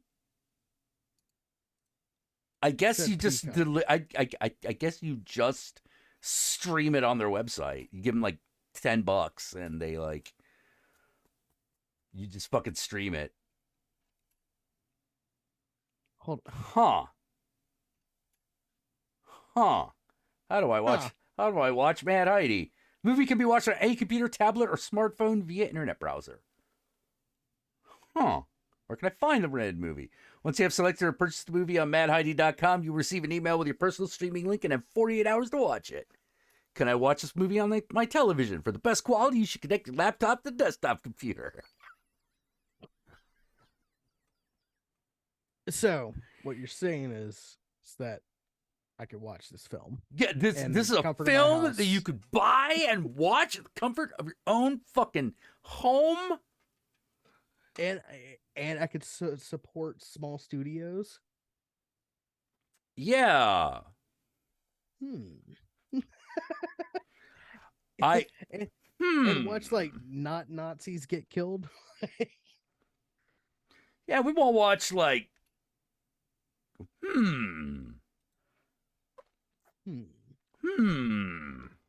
You know what? Maybe I'll write them an email and see if they'll give me permission to watch party of this thing. It's possible. You know, I still got clout. Yeah, I gotta. You know, there might be worse. I might still have some clout. You know, make that happen. You know what? Let's see. Do we have what important Swiss holidays are coming up? The days in the near future. Berthold, blah blah blah blah blah. Good Friday. Huh. Well, it wasn't too good for Jesus. Yeah, well, you know, still, you know.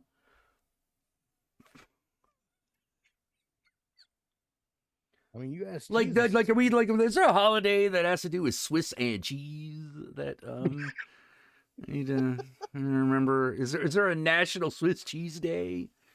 Is there a Swiss Independence Day? Hold on, Swiss Independence Day.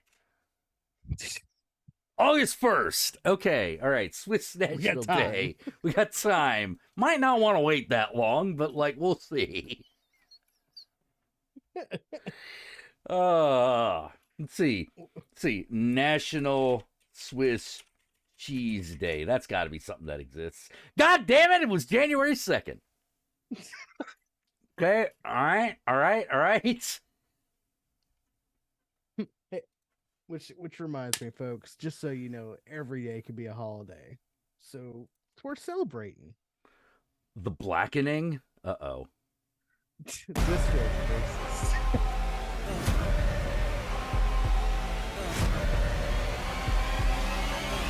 Can't all die first. This little reunion about to crack. We got the whole crew back. Really, bitch? A cabin in the woods. Now let's get it all in perspective for all y'all enjoyment. You still a slave to the white man? Y'all gonna start calling my wife the white man, all right? Newness, here's the anthem. Put your hands up that you shoot with. Count your What loot we with. do on Juneteenth. I call bullshit. That ain't no Uno. Hell no. I think that was Where are you going? I'm going for the fuse box. What kind of house is this? No, thank you. The Blackening? Holy fucking race. Okay. Shit probably runs on racism. Well, yeah. What do you mean save Morgan? Refused to play, and she dies. I think we have to play the game. In your predicament, the black character is always the first to die. I will spare your lives if you sacrifice the person you deem the blackest. The blackest? Nobody should judge anybody in here, bro. You have 2 minutes to decide. Shanika, she say nigga the most. Nigga. See? Y'all can't pick me.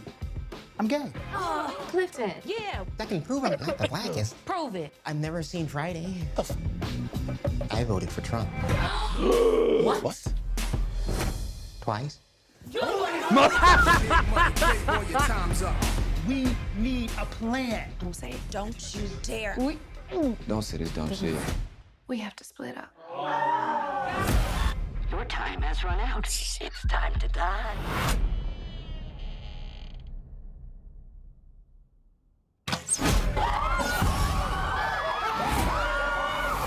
There's a crazy person out here hunting us.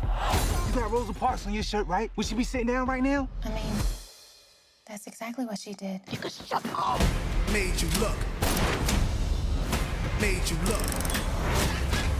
Why black women gotta save everyone all the damn time? Made you look. Yo, stop playing. I got a gun. That's too DMX. What are you doing? Maybe. Comes out on my birthday. Oh, okay. Wait, you're born on Juneteenth? Oh my God, that must be awkward. Juneteenth? Juneteenth. That's got to be awkward. Okay. That should tell you the reason why I'm, Look, I'm the coolest white guy you know. Well, I guess if Yogi don't count as white. Ooh, no. You know what? I will say he doesn't.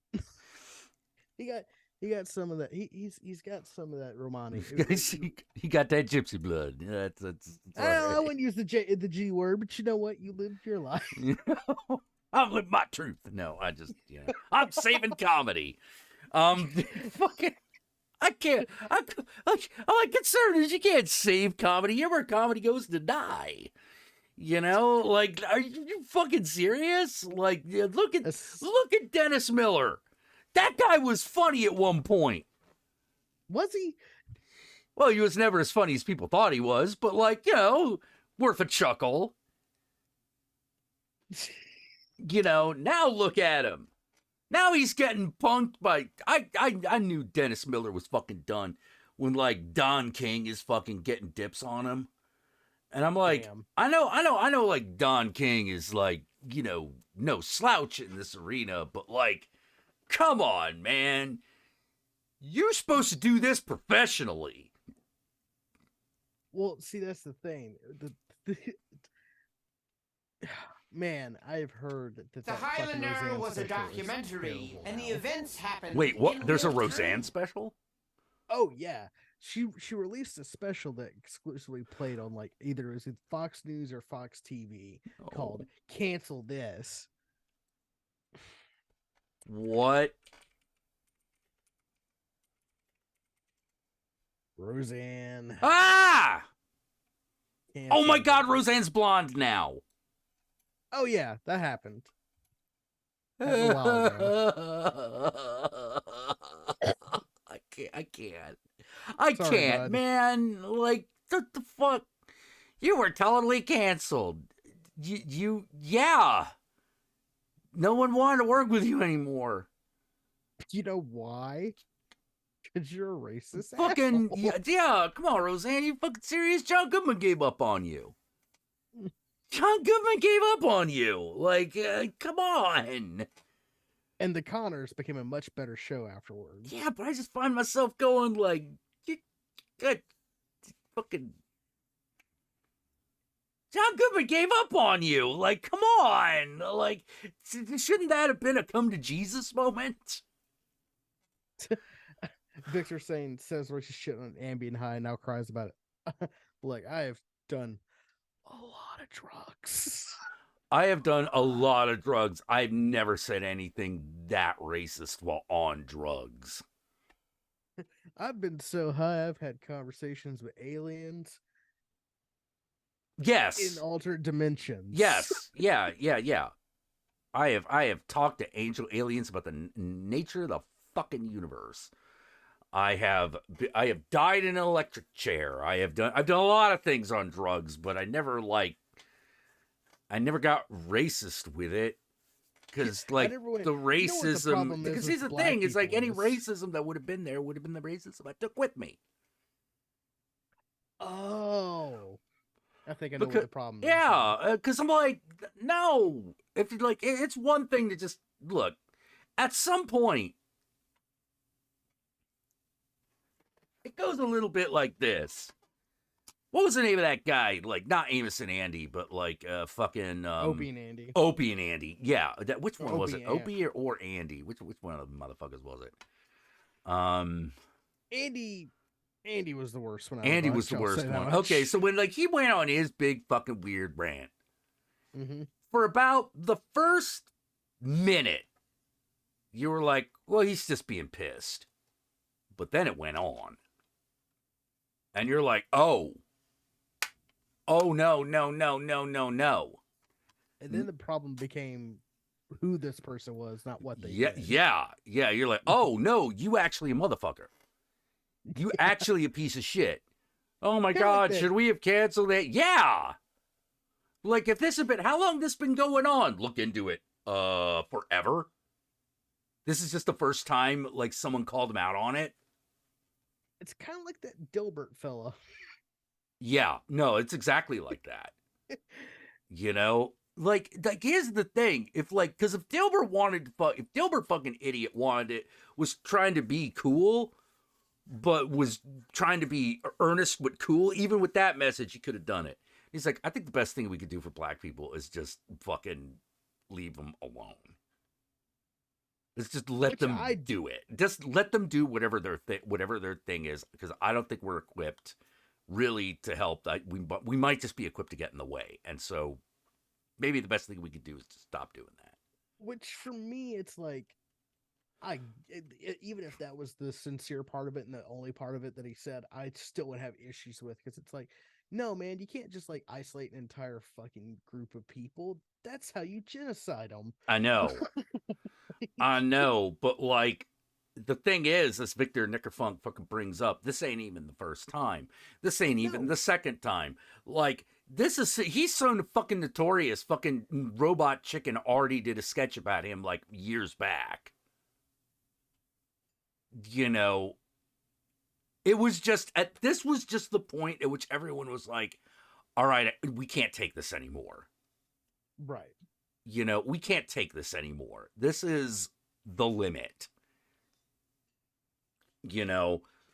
But and then I get canceled by the woke left, and then it's like, God, I wish you got canceled, because if it got canceled, I never have to fucking hear your shit again. Yeah, it's like, well, you know, I lost millions of dollars. Good. Like, oh no, I care. Well, put yourself in his shoes. I'm never gonna be in his shoes.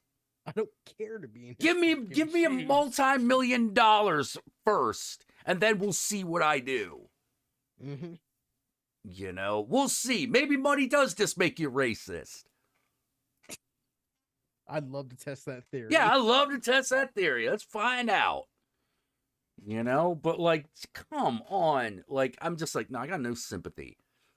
Like, your whole fucking deal is that ain't it hard for you to be a white guy? Motherfucker, you are a multi-million-dollar cartoonist. That means you suck at writing and you suck at drawing. It means you're not good at either of those two things, okay? But like, in the words of fucking Will Eisner, not very often you can have an ineptity in two fields and come out with an ineptity. And you're like, well, who's Will Eisner? You are not allowed to comment on comic books ever again. Yep, you're not. Like, you know, ever again. You know, that man made that thing you like. Which one? All of it. You know, like, like, but like, I guess like, I just don't think that that people these comics, man, I swear to God, like they hit a certain age point and then they just turn into like a fucking bigoted asshole. Is that just the way stand-up comedy is nowadays, or like is this always been the way it is? Because man, I tried to watch that Jim Jeffries one that just came out. Oh yeah, that's hard. The first 10 minutes, I'm like, oh, why are you doing the Dave Chappelle thing? I don't care. Shut the fuck up. I don't need to listen to any other joke you're gonna make because it's all gonna be hack shit. Yeah. That's all it is. Yeah. It's all hack. Like Yeah. all the great comedians are people that like are the ones that like understood like, no, you don't punch down. Like Carlin got it. Yeah. Why can't everyone want to be Carlin? Dig, because no one wants to dig that deep. That's hard. Dave Chappelle at one point was like on Carlin's level. Oh yeah, no, totally he was. Then he got totally paid. he was. But then he got paid. You know. Then he got paid, and you know, then he became easy. He needed a new thing to do, and making fun of trans, making light of the whole trans thing was right there. And because out of all the people in the entirety of the world nowadays, trans people have it the easiest and are definitely not picked on. Well, like the problem. Okay, my problem really was this. I was like, dude, you're 3 specials in at this point with this shit. Like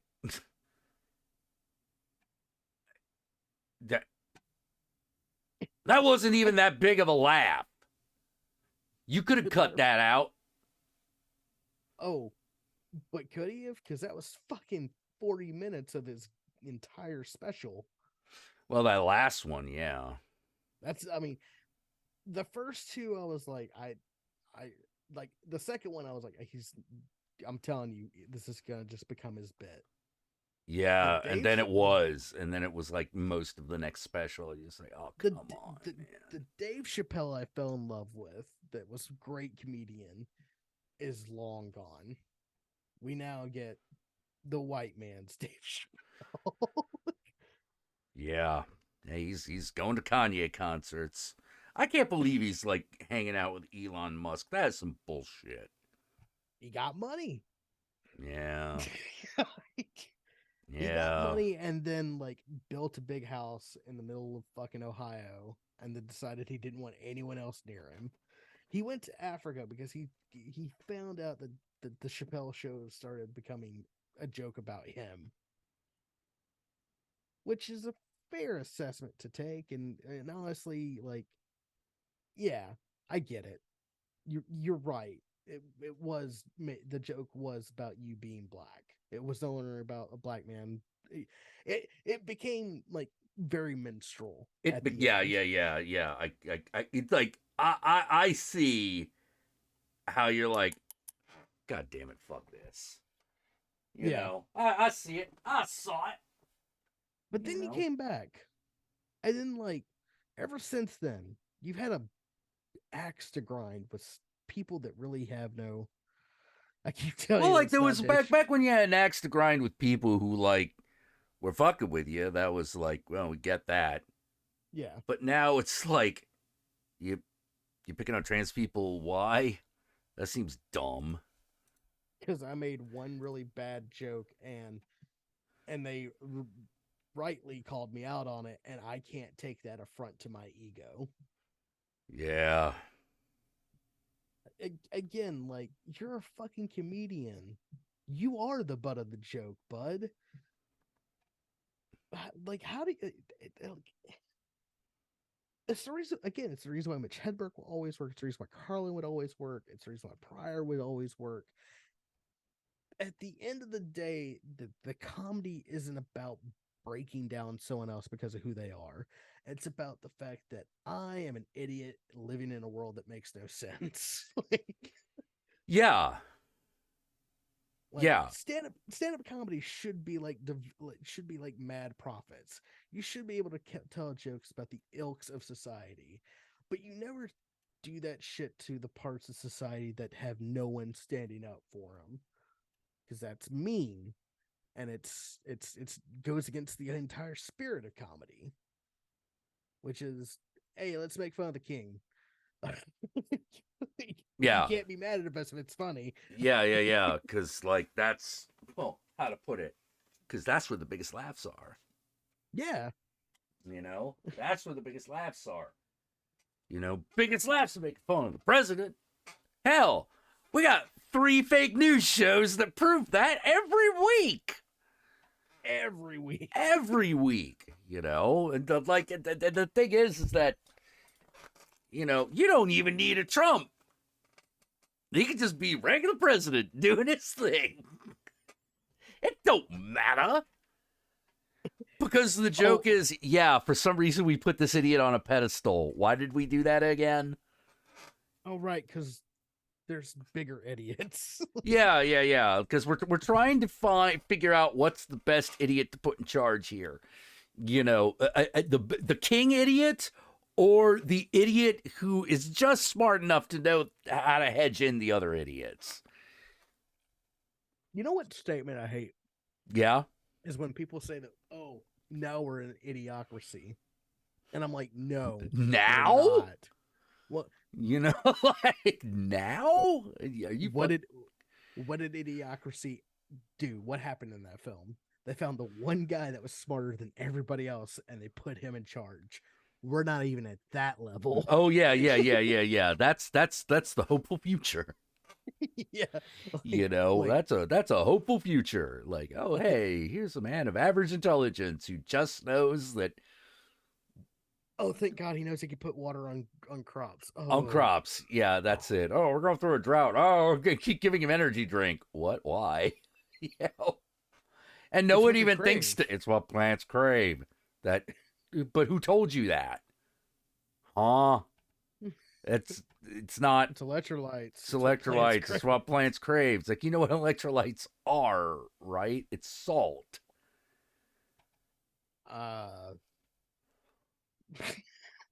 Yeah, and like and it totally made sense. It's like the only clean water is going into the toilet. You know, now granted, knowing how plumbing works, that's actually impossible. Like if you're already doing that bullshit, you're flushing with Gatorade. Hell, I like the blue water. It cleans my toilet when it goes down. Yeah, it also like all the sugar in it also creates a lot of bacteria and fungus. You know. But that's what toilets crave. Bacteria and fungus? Yeah. Okay. I want to go to Hardee's now. I can't believe that fucking what's his nuts. Oh, what's his nuts? That guy, My Pillow CEO. Oh, Mike Lindell. Mike Lindell got busted at a Hardee's. And I'm like, he can't be that rich. He ate at Hardee's. Well, Jack, I don't think you understand just how delicious the Hardee's breakfast biscuit menu is. Did they change it? Because it used to be pretty ass. I mean, they like all the biscuits are made in-house, like at 4 a.m. So I will tell you that much. Everything's made in-house. But couldn't he, like, fucking Waffle House at least, man? Waffle House ain't got don't have the chicken biscuit with the hashed potato rounds. They don't? No. But there's no deep fryer at a Waffle House, man. Huh. Interesting. Yeah. I didn't know think that. About it. Every time you've been to a Waffle House, have you ever seen like chicken tenders or fries or anything? I've like only that been on to there? I've only been in a place with a Waffle House like twice. That's a fucking shame. Well, I mean, I'm not saying it isn't. I just don't know Waffle House. Is what I'm saying. All right. Well, you know how like Denny's sucks, right? Yes, I know how Denny's Okay. sucks. All right. Waffle House, the same thing. No, because they cook the food. Oh, okay. You Right. ever eaten Denny's and been like, man, it feels like so. No, okay. Let me tell you where the nearest Waffle House is in this area. Hold on. Let's see. Nearest Waffle House. And dun, dun, dun, dun, dun, dun, dun, dun, dun, dun. Okay. The nearest Waffle House is in Tennessee. Oh, nice. You're missing out, man. Has there ever Go- been a Waffle House in California? No. No. Waffle House currently has no locations on the West Coast at all. Because we can't trust y'all with it. Why are there no fucking Waffle Houses here? I don't know. They just don't seem to be. We can't trust y'all with it. That's why. Y'all put like shit like avocado on there. You'll fucking make like a fucking spring salad. You'll find like you'll do like Okay, well then what's the problem with New Jersey? New Jersey ain't got a Waffle House either. We don't trust Yankees. What the fuck? Jack, if we don't trust Californians to fucking make our food, do you think we're gonna trust Yankees to make our food? All right, well, all right. You've got me there. You've been to Maine. You know what it's like. Tell you what, though, that lobster crab is delicious. Yeah, and that's about it, ain't it? Ah. Yeah, not even just only South and Midwest. You can't. Yeah. There's like Waffle House in like Ohio, you know. Yeah, you can't feed coastal people like hash browns. They'll explode. What is this cooking? But I make. Does this oil have trans fats in it? Motherfucker, it's got all fats in it. This is rendered from. It's got cis fats in it too. Exactly. Hell, it's a step. It's a step below lard. All right. Oh man. Without Waffle House, how will you be able to tell how bad your natural disasters are? It's true. Oh, you got me there. I think we'd have to go by Trader Joe's. You know, like who's got the functional Trader Joe's still? Let me ask you a question: if there's no electricity, is Trader Joe's open? No. Waffle House is. How is Waffle House open if the power is down? Hell, you don't need no damn electricity if you got a gas stove. Oh, we can make coffee, cowboy coffee for you. Okay. All right. I'm kind of coming around. You know, I'm kind of getting, all right. That sounds pretty good. Like, they just stick some candles out and just like, yeah, just fucking get in here. Everything's cooked on gas stove anyway. As long as the water's running, we're good. Like FEMA left New Orleans before Waffle House did. Okay. All right. You know, maybe y'all got something right. We can learn a thing or two. Oh you know? no, it's because Waffle House is insane and like we will cook in any fucking setting. Is there a tornado outside? We don't give a shit. Someone needs it smothered, covered, and dashed. Son, like, what do So you you're mean like, I'm not saying. So wait. You're like, no, I'm not saying it's good. You know, like, no, it's a good like barometer for how bad things are. Like if the Waffle House ain't open, you're fucked. But but that's not saying like it's good that the Waffle House is open when like running water's not good. Gotcha. Like, is the Waffle House open during the Armageddon? Yeah. Dude, that's what they should have fucking had when they like did like Fallout in the Midwest. Just abandoned Waffle Houses. Or like make up some other brand, but it's clearly Waffle House. You know, like the Waffle Shack. You know, but it's still yellow and black letters. Yeah, we know what we're talking about. It's being operated by Mr. Handy's. Yeah. Oh my God. Yes. Like, there was George. There was a shooting at my local Waffle House. People were shot, taken to the hospital. Waffle House was back open as soon as the police left. Yeah, that sounds like a Target here. The irony being that it's called Target. Oh, wait, your Target's the ghetto store? Well, unless there's a Walmart nearby. Man, Target in this part of the country is like highfalutin. Really? Not so much in California. Don't get me wrong. They're all over the place. There's like five Targets like within shitting distance. Well, actually, there's only one in shitting distance, but like in driving distance, there's a couple dozen Targets. If I'm willing to leave the city, if I have to stay in the city, there's two. Man, I tell you, down here, man, like that's where the annoying liberal shops. Like, it's that fucking Target. Okay, yeah, I can see that. You know, it's like the fact that the Target is the bad place there. It's like it hurts me a little bit. Well, here's the other thing. Here's the downside. Okay. The downside is there's really nowhere to go. There's really nothing better than Target in this area. Oh, so that's like the bottom level. Yeah. Like that's a normal level. That's like there's Target. There are a few other shops, but like no one really goes there. You go to the other Target. I can tell you for a fact that bar does lower. Oh, yeah. Well, let me put it this way.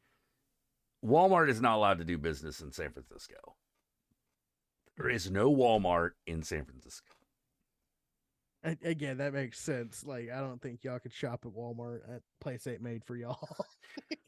No, it's not. But it really does come down to like, it really did come down to their business practices are just straight up illegal in this county. Which should like say something. Straight up illegal. You know, if you can't make money in California, like you're doing like. Oh, there's a fucking Walmart in Oakland. Oh, okay. You know, there's one in like San Jose. There are Walmarts all around us, just not in the city. Damn, George, my Walmarts were even that fucking bad. Apparently, his my Walmart used to have a doctor's office. Oh, wow. Oh. All right, this is a real test for like Southern and Midwestern Dreading people. revisiting DC after 17 years. Imagine it looks slightly different. Okay. There's new shit there. There's new shit there, but it still looks like the old shit. Now, if you're like, hey, does that mean there's a nightlife? No, it's gone. I'm actually going to DC in a But all the buildings are still there. If you're like, oh hey, there's the office building I used to work in. It's still there. The hallways are still too narrow. The doors are still too small. You know, it's there. There's the metro. It goes more places that you don't care about now. But I'm actually going to DC in a couple of weeks. So oh, what's happening? Vacation. That's not vacation. Oh no! Like, it is. How is going to DC a vacation? Because I love going to museums. Oh, okay. So you just gotta hang out at the Smithsonian and the National Zoo and shit. Yeah, like okay, those are good. Yeah, those are real good. Those are real good. Like I'm going with my parents, and they're like, "You want to go to the minting place?" I was like, "No." I was like, okay, so your mom is like, "I'm going to DC. Want to come with?" And I'm like, "Only if you leave me at the zoo." It legitimately yesterday. Was it yesterday? Yeah, it was yesterday. Yesterday when I was over at her house, we talked about like, hey, just so we understand, we're not gonna do a lot of shit together. Like we'll meet up for dinners and stuff like that, but I'm going on my own little adventure. I'm going to the fucking Smithsonian. I'm going to like where the fuck I want. I'm thinking about making a stop at Cosmic Ping Pong just for the funnies. Like, going in for guys. Cosmic ping pong. Oh, remember Pizzagate? That's the place. That's the place. Comet. It's called Comet Ping Pong. Excuse me, I apologize. It's Comet Ping Pong. I still cooking and playing since 2006. That what? What the fuck am I looking at? Trumposaurus Sex Bruce? Fuck. What is that? I don't know. Wait, upcoming shows? What do you mean shows? What the fuck do you mean shows? Top track strutting. Boom, boom, side to side. Day one, I'm in love with you strut. Day two, I'm in love with you strut. Day Wait, what the fuck is Steppensaurus gonna be there? It's actually a really good band. Oh, okay. Oh, they're a band. Okay. Thumpasaurus. Thumpasaurus Sex Brews. That'd be March 10th. Damn. Okay, I'm like, shows? They have shows there? Well, I mean, it's a pizza place that has ping pong and it's in DC. Of course, there's shows. No, that does not add up to, of course, there are shows there. Jack, you don't understand this new punk, do you? No, I don't. Look, if you sell hot dogs while also having large Jenga, you have to have live music. That's just the rules. So if you have Jenga and drinks, then there has to be a live band. Yeah. If you sell like small German sandwiches and make craft beers, you have to what be punk place makes a craft beer? Jack. Oh, I'm please. old. I'm old, guys. Like No, Jack, it's okay. Look. There's still DIY punk places that drink nothing but Natty Light.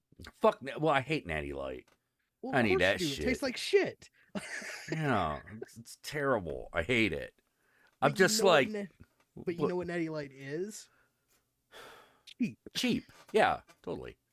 And when you're a crust punk that can't squeeze, two nickels together. I'm like, I can't afford a live show. I fucking work for a living. I stream for a living. I can't afford no live show. But that's the reason why you go to these places that, like, it's just someone's house. There aren't enough of those here. That's a shame. Yes. You're not wrong. You're not wrong. Like I gotta, man. Why drink Natty Light when you can drink Pabst Blue Ribbon? Oh, I'm sorry, I'm not a fucking hipster. That's why. Get out here, your goddamn Pabst Blue Ribbon. Drink Keystone like a real fucking poor kid. Yeah. Hey man. Thunderbird, Mad Dog, Ye Old English. Come on, King Cobra. Oh, damn! Come on, man. Let's do it. And if you drink a 40 that's in a plastic bottle, I'm gonna kick you in the dick.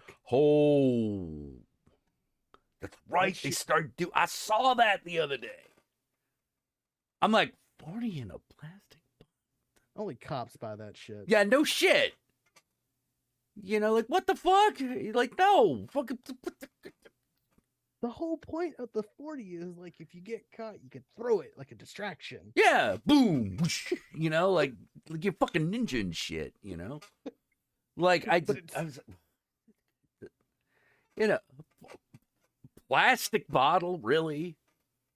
It's like, dude, they had like I bulked at the can. Like you can't do can. Now we gotta do plastic. But why are we doing plastic bottles? It doesn't make any sense. It's that way when you get too drunk and you drop it, it don't break.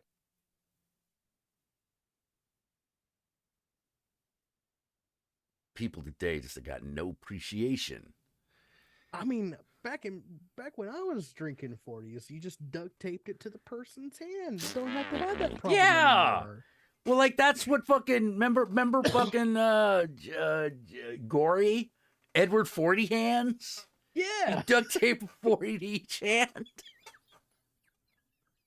Now, if that party got raided, that person's fucked. Yeah. But they knew what they were signing up for.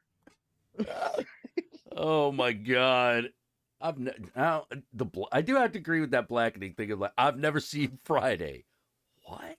Like, is that even allowed? You know, like I've seen Friday. Oh my god! Much to say because I've also seen like almost every house party. Yeah. And even the ones that aren't as good as House Party. I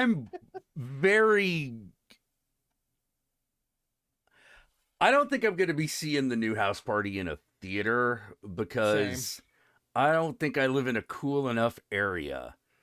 It's beyond that. Every time I see a fucking ad for that thing, I'm like, this feels like a psyop. This doesn't feel right. Like, something's off. There's something wrong. Well, like, yeah, because where's Kid and Play? Oh, they make a cameo appearance in it somewhere, apparently. Well, I'm sure, but I mean, like, I feel like this feels like a movie that should have been done by Key and Peele. Right? Like, I mean, look, I'm all for giving young comics a chance to shine in a movie, but I'd prefer, like, we don't stomp on them before they even get a chance to grow. Like, and this movie looks like it is not going to be good. Well, I'm definitely waiting until, like, that shit is streaming on something, because I'm like, comedy's built for the small screen. You know, these days. Like, unless you got, like, It's kind of like why horror works better in theaters and drive-ins than it does at home. Yeah, often. Yeah. Yeah. Well, like probably what would you consider like the greatest big budget comedy of all time is probably Ghostbusters. I would say, and this is just me being a little bit younger, I would say it's probably like Pineapple Express or Superbad. Though I'd say Pineapple Express is definitely the better of the two. It's one of those like everybody watched, no matter what. Yeah, but would you say that was like those were like theater movies? Oh fuck no! Yeah. That's what I meant. Like Ghostbusters was a theater movie, but it was also a horror film. At least that first one was. Yeah. It was spooky. You know, The Big Lebowski. Nah. Whenever I think of Big Lebowski, I'm thinking watching it on like exactly. You're on someone's couch. You're watching cable. Someone's got VCR. You got a tape of it or a DVD. You know. You know. Like The Big Lebowski, great film, one of my favorites. It definitely lived on as a Dumb and Dumber. Dumb and Dumber I didn't like it, but I thought it worked. But like that didn't feel like you had to watch it in a theater. You know, that's really what I'm getting at, which is like it's very rare for a comedy to be something that you have to watch in a movie theater. You know, even if it's good, you know, even if it's a good one, you know. No, Deadpool's a cape movie. You can't. It's a super movie before it's a fucking comedy. I would agree. That's a superhero movie before it's comedy. Although it is definitely a comedy. Yeah. Yeah. Although even if we did count it, that would also be the exception that proves the rule there. Yeah.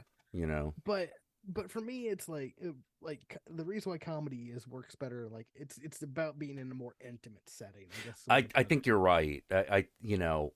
What scares me in horror movies? A PG-13 rating.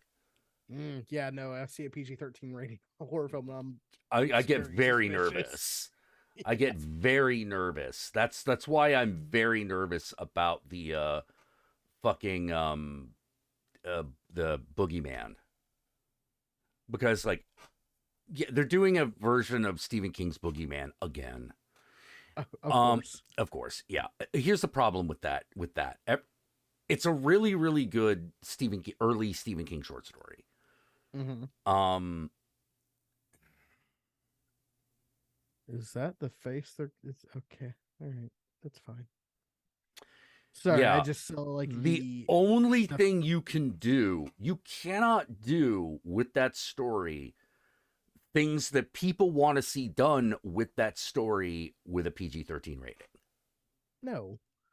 Yeah. And it's like you also can't really threaten kids. Yeah. Which I don't know, is kind of the crux of the whole story. Which, I'm sorry, we both watched Skinamarink. While we both may disagree about how good that movie is, we both appreciate the fact that at no point during that film did you think those kids were gonna be safe. No, you never did.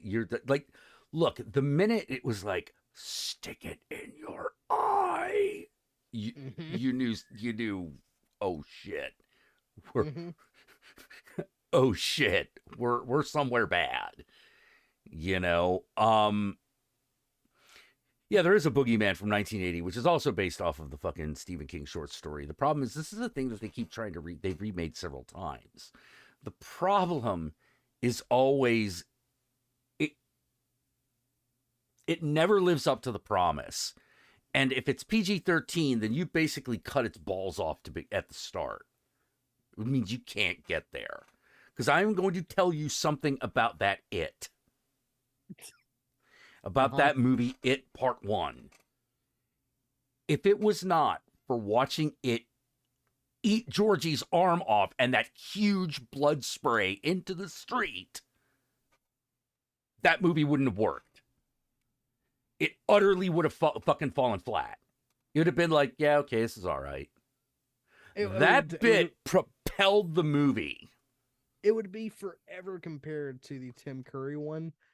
And yeah. It would have lost. Oh, yeah, it totally would have lost. It would have been the movie I was afraid it was going to be. You might notice that the It movie was rated R. You might also notice that movie did extremely well. You might also notice that became culturally important in a way that a lot of these we haven't had a movie horror movie that culturally important since I think Scream. Since Scream. Yeah. I was gonna try to argue with you on that one, but you're kind of right. Yeah. I was blown away by that. If you're not going to do any of that shit, then you have no shot at the brass ring and you're wasting everybody's time, because that is a story that needs that. Because if you're like, oh, PG-13, yeah, they're not going to kill any children. Or they're not even going to get around to threatening to do it. Yeah. You're like, that kid's safe.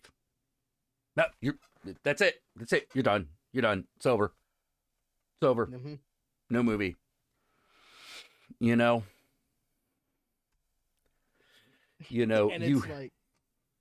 not every movie has to be that way. No, of course not. But that one does. I don't know when.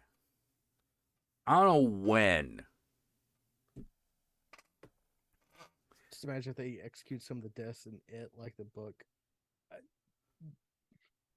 What? It's like the visceral murders that happen in the book. Look, there's a lot of shit in that book they should never fucking do. Oh, well, yeah, there are a few things that you're like, yeah, they probably shouldn't put that on screen. But yeah, the Space Turtle wouldn't have worked. I don't think that would have worked. As a Stephen King fan, I enjoyed seeing it make an appearance. Yes, but it was definitely one of those. Well, it's like the Dark Half, or no, not the Dark Half. Dark Tower. No, not the Dark Tower. Needful Things. Yeah. It's like Needful Things. Like the actual ending of Needful Things is really super fucking cool in the book. Mm-hmm. But if you put it in a movie, there is a real chance that it's just gonna look stupid. If you can pull it off, you're a genius. Mm-hmm. Or you got super lucky. One of those two. Which is in of itself a form of genius. Yeah. Because sometimes that shit happens. But it's a hell of a risk. Mm-hmm. It's a hell of a risk to have the climax of your fucking story being a dude that defeats an elder god using 6th grade card tricks. Because that's literally how it ends. Yeah. That's literally the climax of Needful Things.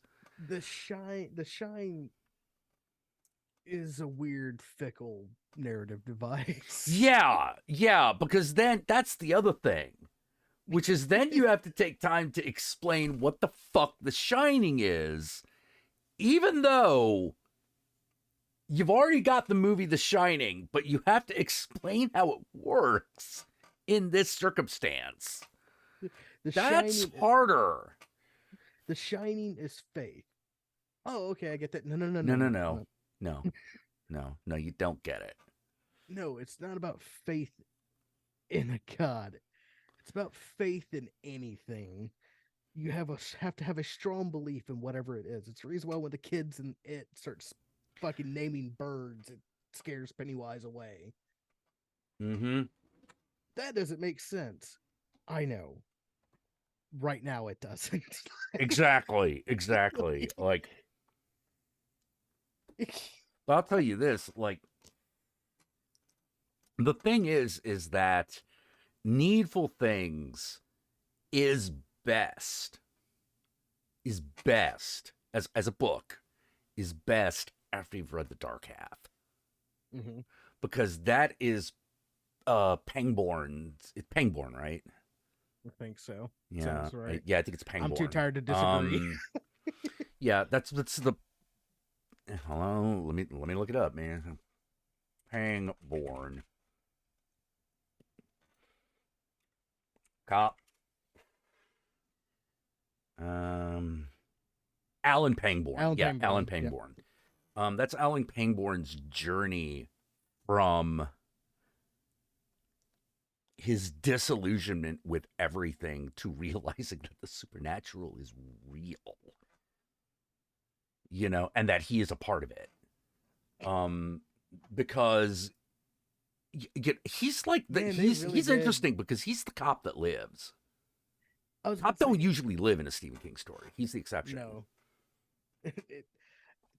That just made me realize, like, and with Doctor Sleep, they kind of made that Danny Torrance into the Painborn character, where it's like, he's trying to avoid any instance of this, of like any reality that this exists, even though he knows for a fact it does. He knows for a fact that it does, and that at the end of the day, why is Mr. Gaunt in Pangborn's town? It's because what happens to the Dark Half. Yeah. Sort of like, oh, one of these. We've got one of these. All right. And Mr. Gaunt is, look, as much as I love the, not Christopher Plummer. It's not Christopher Plummer. It's Max von Sydow, isn't it? Who plays, I think so. Who plays Mr. Gaunt.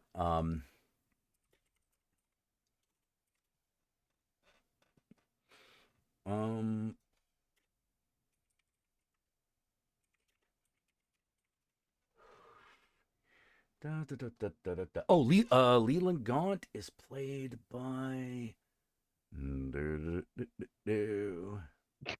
God damn it! Come on. There he is. There's the dude. I see him. Leland right Gaunt. There. Yeah. Who plays him? Come on.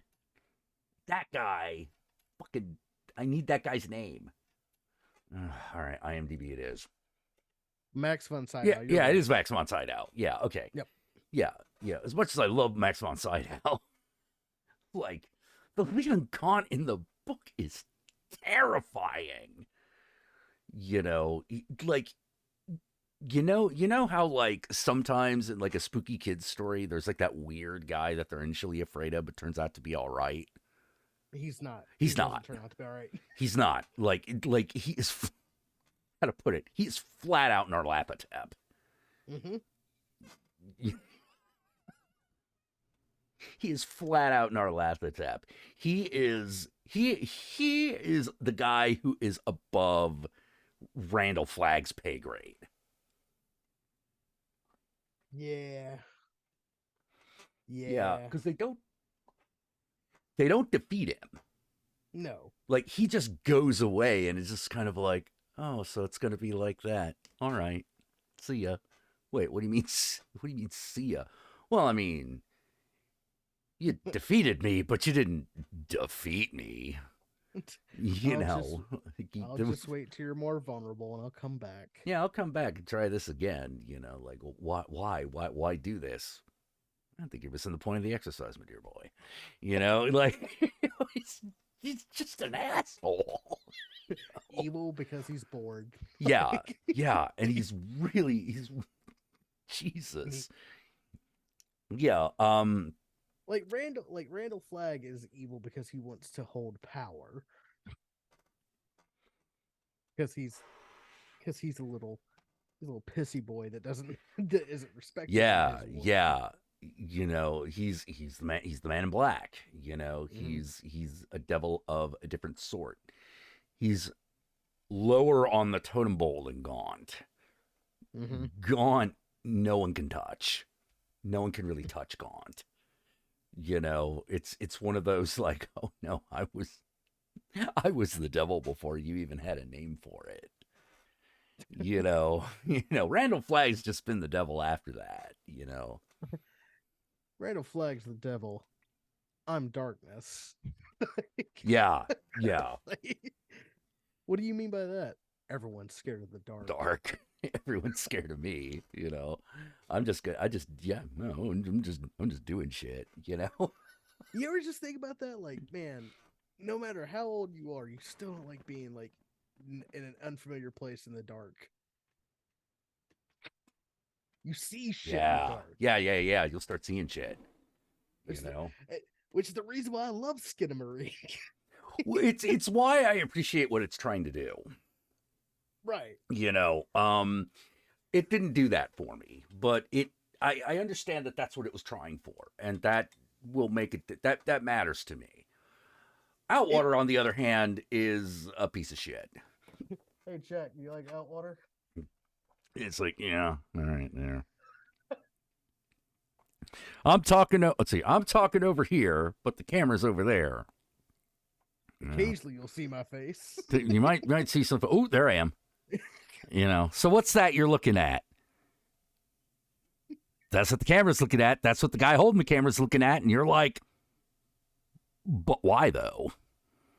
And there's like some monster happening somewhere, and you're like, wouldn't you look at the monster, even if it was a bad idea?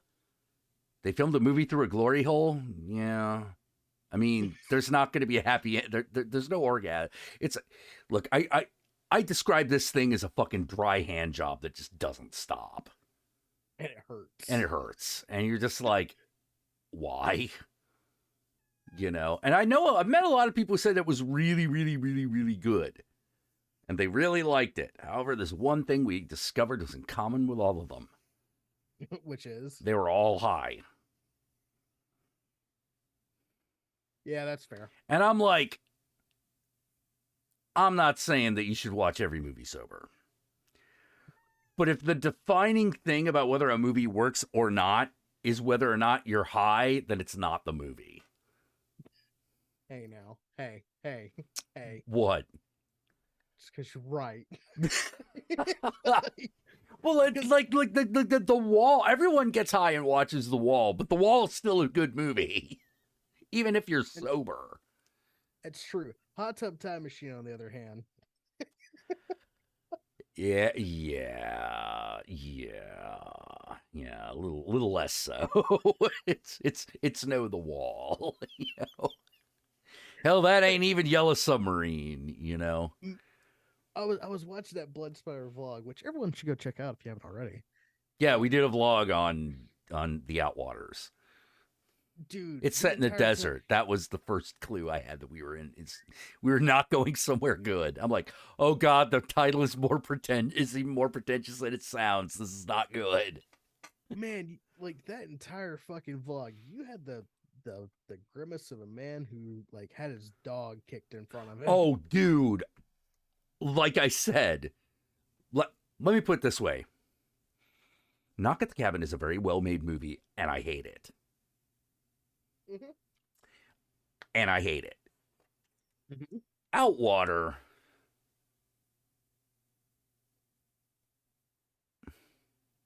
You want to know how I knew it was going to be that was an insult. You want to know how I knew it was bad?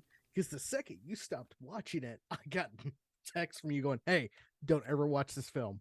Just don't. Don't. Yeah, don't. There is nothing for you here. The only reason you should watch this is so you can share my pain. You know, that's literally the only positive thing that's going to come out of this goddamn trash heap. And I love you, Jack. Yeah, no, I don't blame you. I don't blame you. Like this is like I have loved some bullshit. I love some bullshit, but there's sometimes something comes across and you're just like, what I do to deserve this? Like, what did I do to deserve this? If you showed this in prison, you'd start a riot. If you showed this in prison, you'd be in front of the Hague. Yeah. You'd be explaining that to the Hague. You know, like it's bad. You know, like I've seen bad, quote unquote, bad movies. Well, some of our favorite movies are bad movies. Yeah, some of our favorite movies are considered bad movies. So like this is bad on my scale. You know. Here's the problem, and it's the thing that scares me about Skinamarink becoming a sensation. Yeah. Is where Skinamarink knows exactly what not to show you. Which is Skinamarink is an experimental film that had a very specific set of limitations it was working with. Right. You know, can we tell a story like this? You know. Yeah. Which, you know, your mileage may vary. I personally was like, this could be a good first step in a great direction. Oh, I agree that it could be the first great step in a great direction. Yeah. You know, I see its value. The movie bored the shit out of me, but I absolutely see its value. Outwaters, on the other hand, Outwater bored me. Outwater didn't just bore me; it irritated me. Because, and that's the thing that worries me is like I want people to take the right lessons from Skinamarink and not take the wrong lessons from like an Outwaters. Yeah. All the nutrition is going to come from analyzing Skinamarink. If you just want a flat out example of what not to do, Outwaters is right there. But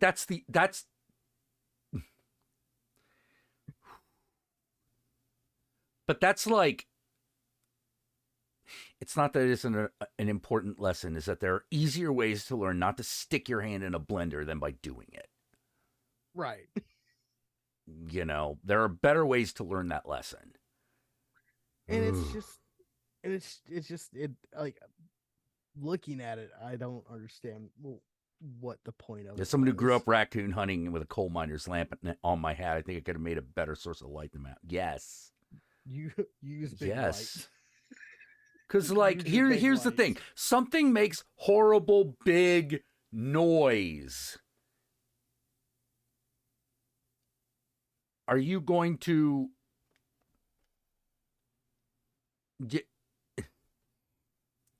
it's a movie. You have to show me something. It can be fleeting. Yeah, it can be fleeting, but it's got to be like, you got to get me to believe that there is a monster there. You know,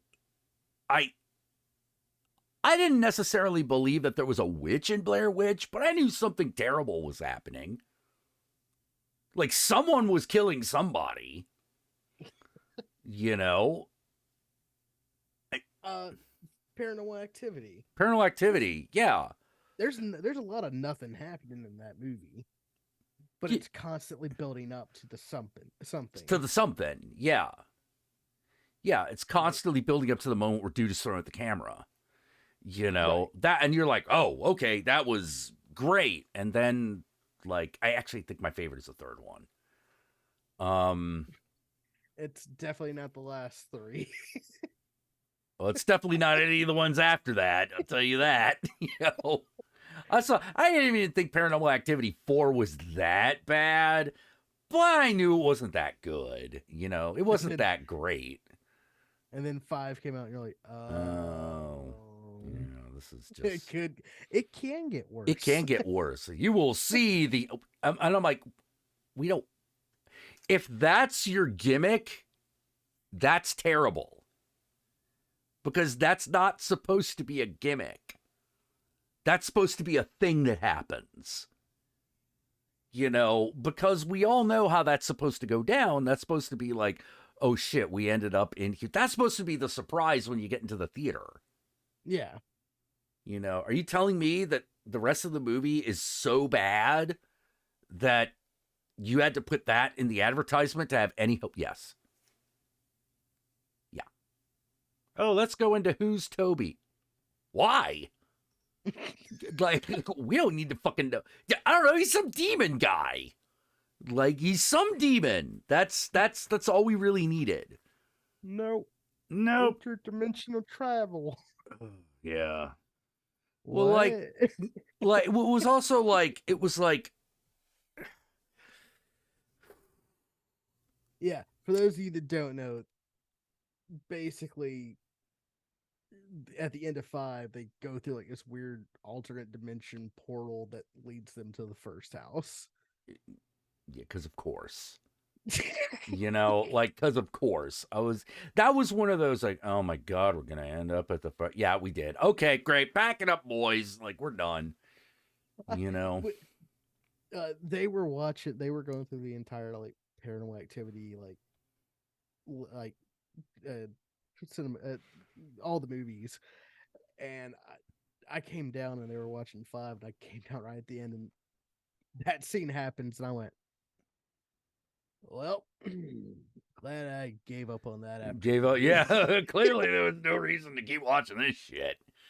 You know, oh boy. Well, that was during the period of time when, like, Last Exorcism 2 came out, which, let me tell you, that was a year that was so bad for horror movies. That was the first time I quit. You know, pack it in. There ain't nothing left. Pack it in. Nothing left. There's nothing left to do. There's nothing left to talk about. This is horse shit. You know. I mean, when the Taking of Deborah Logan exists, Taking of Deborah Logan was great. Yeah, that movie was awesome. It had a woman eating somebody like a snake. You know, like it was one of those, like, seeing that GIF was what got me to watch the movie, despite the fact that I was like, oh, that's clearly like the cool thing that you're rewarded for watching the movie for. And then you realize, oh, I just spoiled myself on the movie. But then again, the rest of the movie is so good, it doesn't matter. The rest of the movie is filled with moments just like this. Yeah. It is. And you're watching that actress. You're just like, if you ever need scary grandma in anything, I know who to call. Holy crap. You know, yeah, Taking a Deborah Logan is great. No, everyone should see that. Oh, you should everyone should totally watch it. It'll make you hate every fucking Exorcist film that exists afterwards. Well, not all of them. Some of them are still good, but like, man, every fucking, like, it's like every other possession. I forget. Did the last Exorcism, the original one, that was before the Taking of Deborah Logan, right? I would assume so. I think so. You know, because like that, The Last Exorcism was actually really good. Yeah. The sequel is horseshit. Yeah, Last Exorcism was 2010. So Yeah, that one's super good. I like they're taking it Deborah Logan a little bit more, because it's just weirder.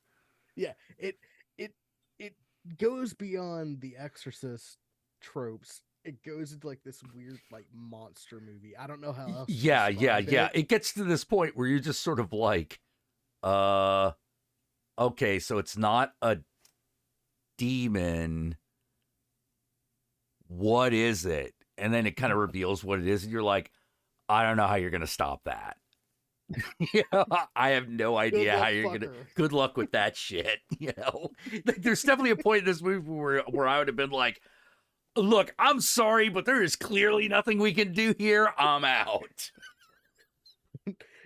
I'm backing out. Exterminatus. I'm done. Yeah, we're done. Like, unless we can fucking hit that thing with a fucking missile, like right now, because in an hour it's gonna be too late. Then I don't know what we're even trying for.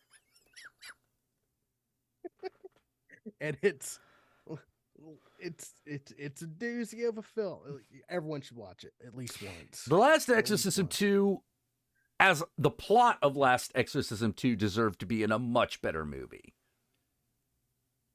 But unfortunately, it's not. It's in the movie it's in. You know? It's like, just, I gotta be honest, like, I think The Last Exorcism was, it is. I saw The Last Exorcism 2, and that was when I started, I went back and started developing Babylon. Like 12 years in the making, in a way. Like, I didn't start, not like for real, but I was like, look, there's got to be something that I can do that has the same fucking thing that is just way cooler. You know? There's got to be a way cooler way to be like, no, monsters and demons are real. Exactly. There's got to be a cooler way of doing it than this. You know, like, this is horseshit. This is the Anglo-Saxon lie.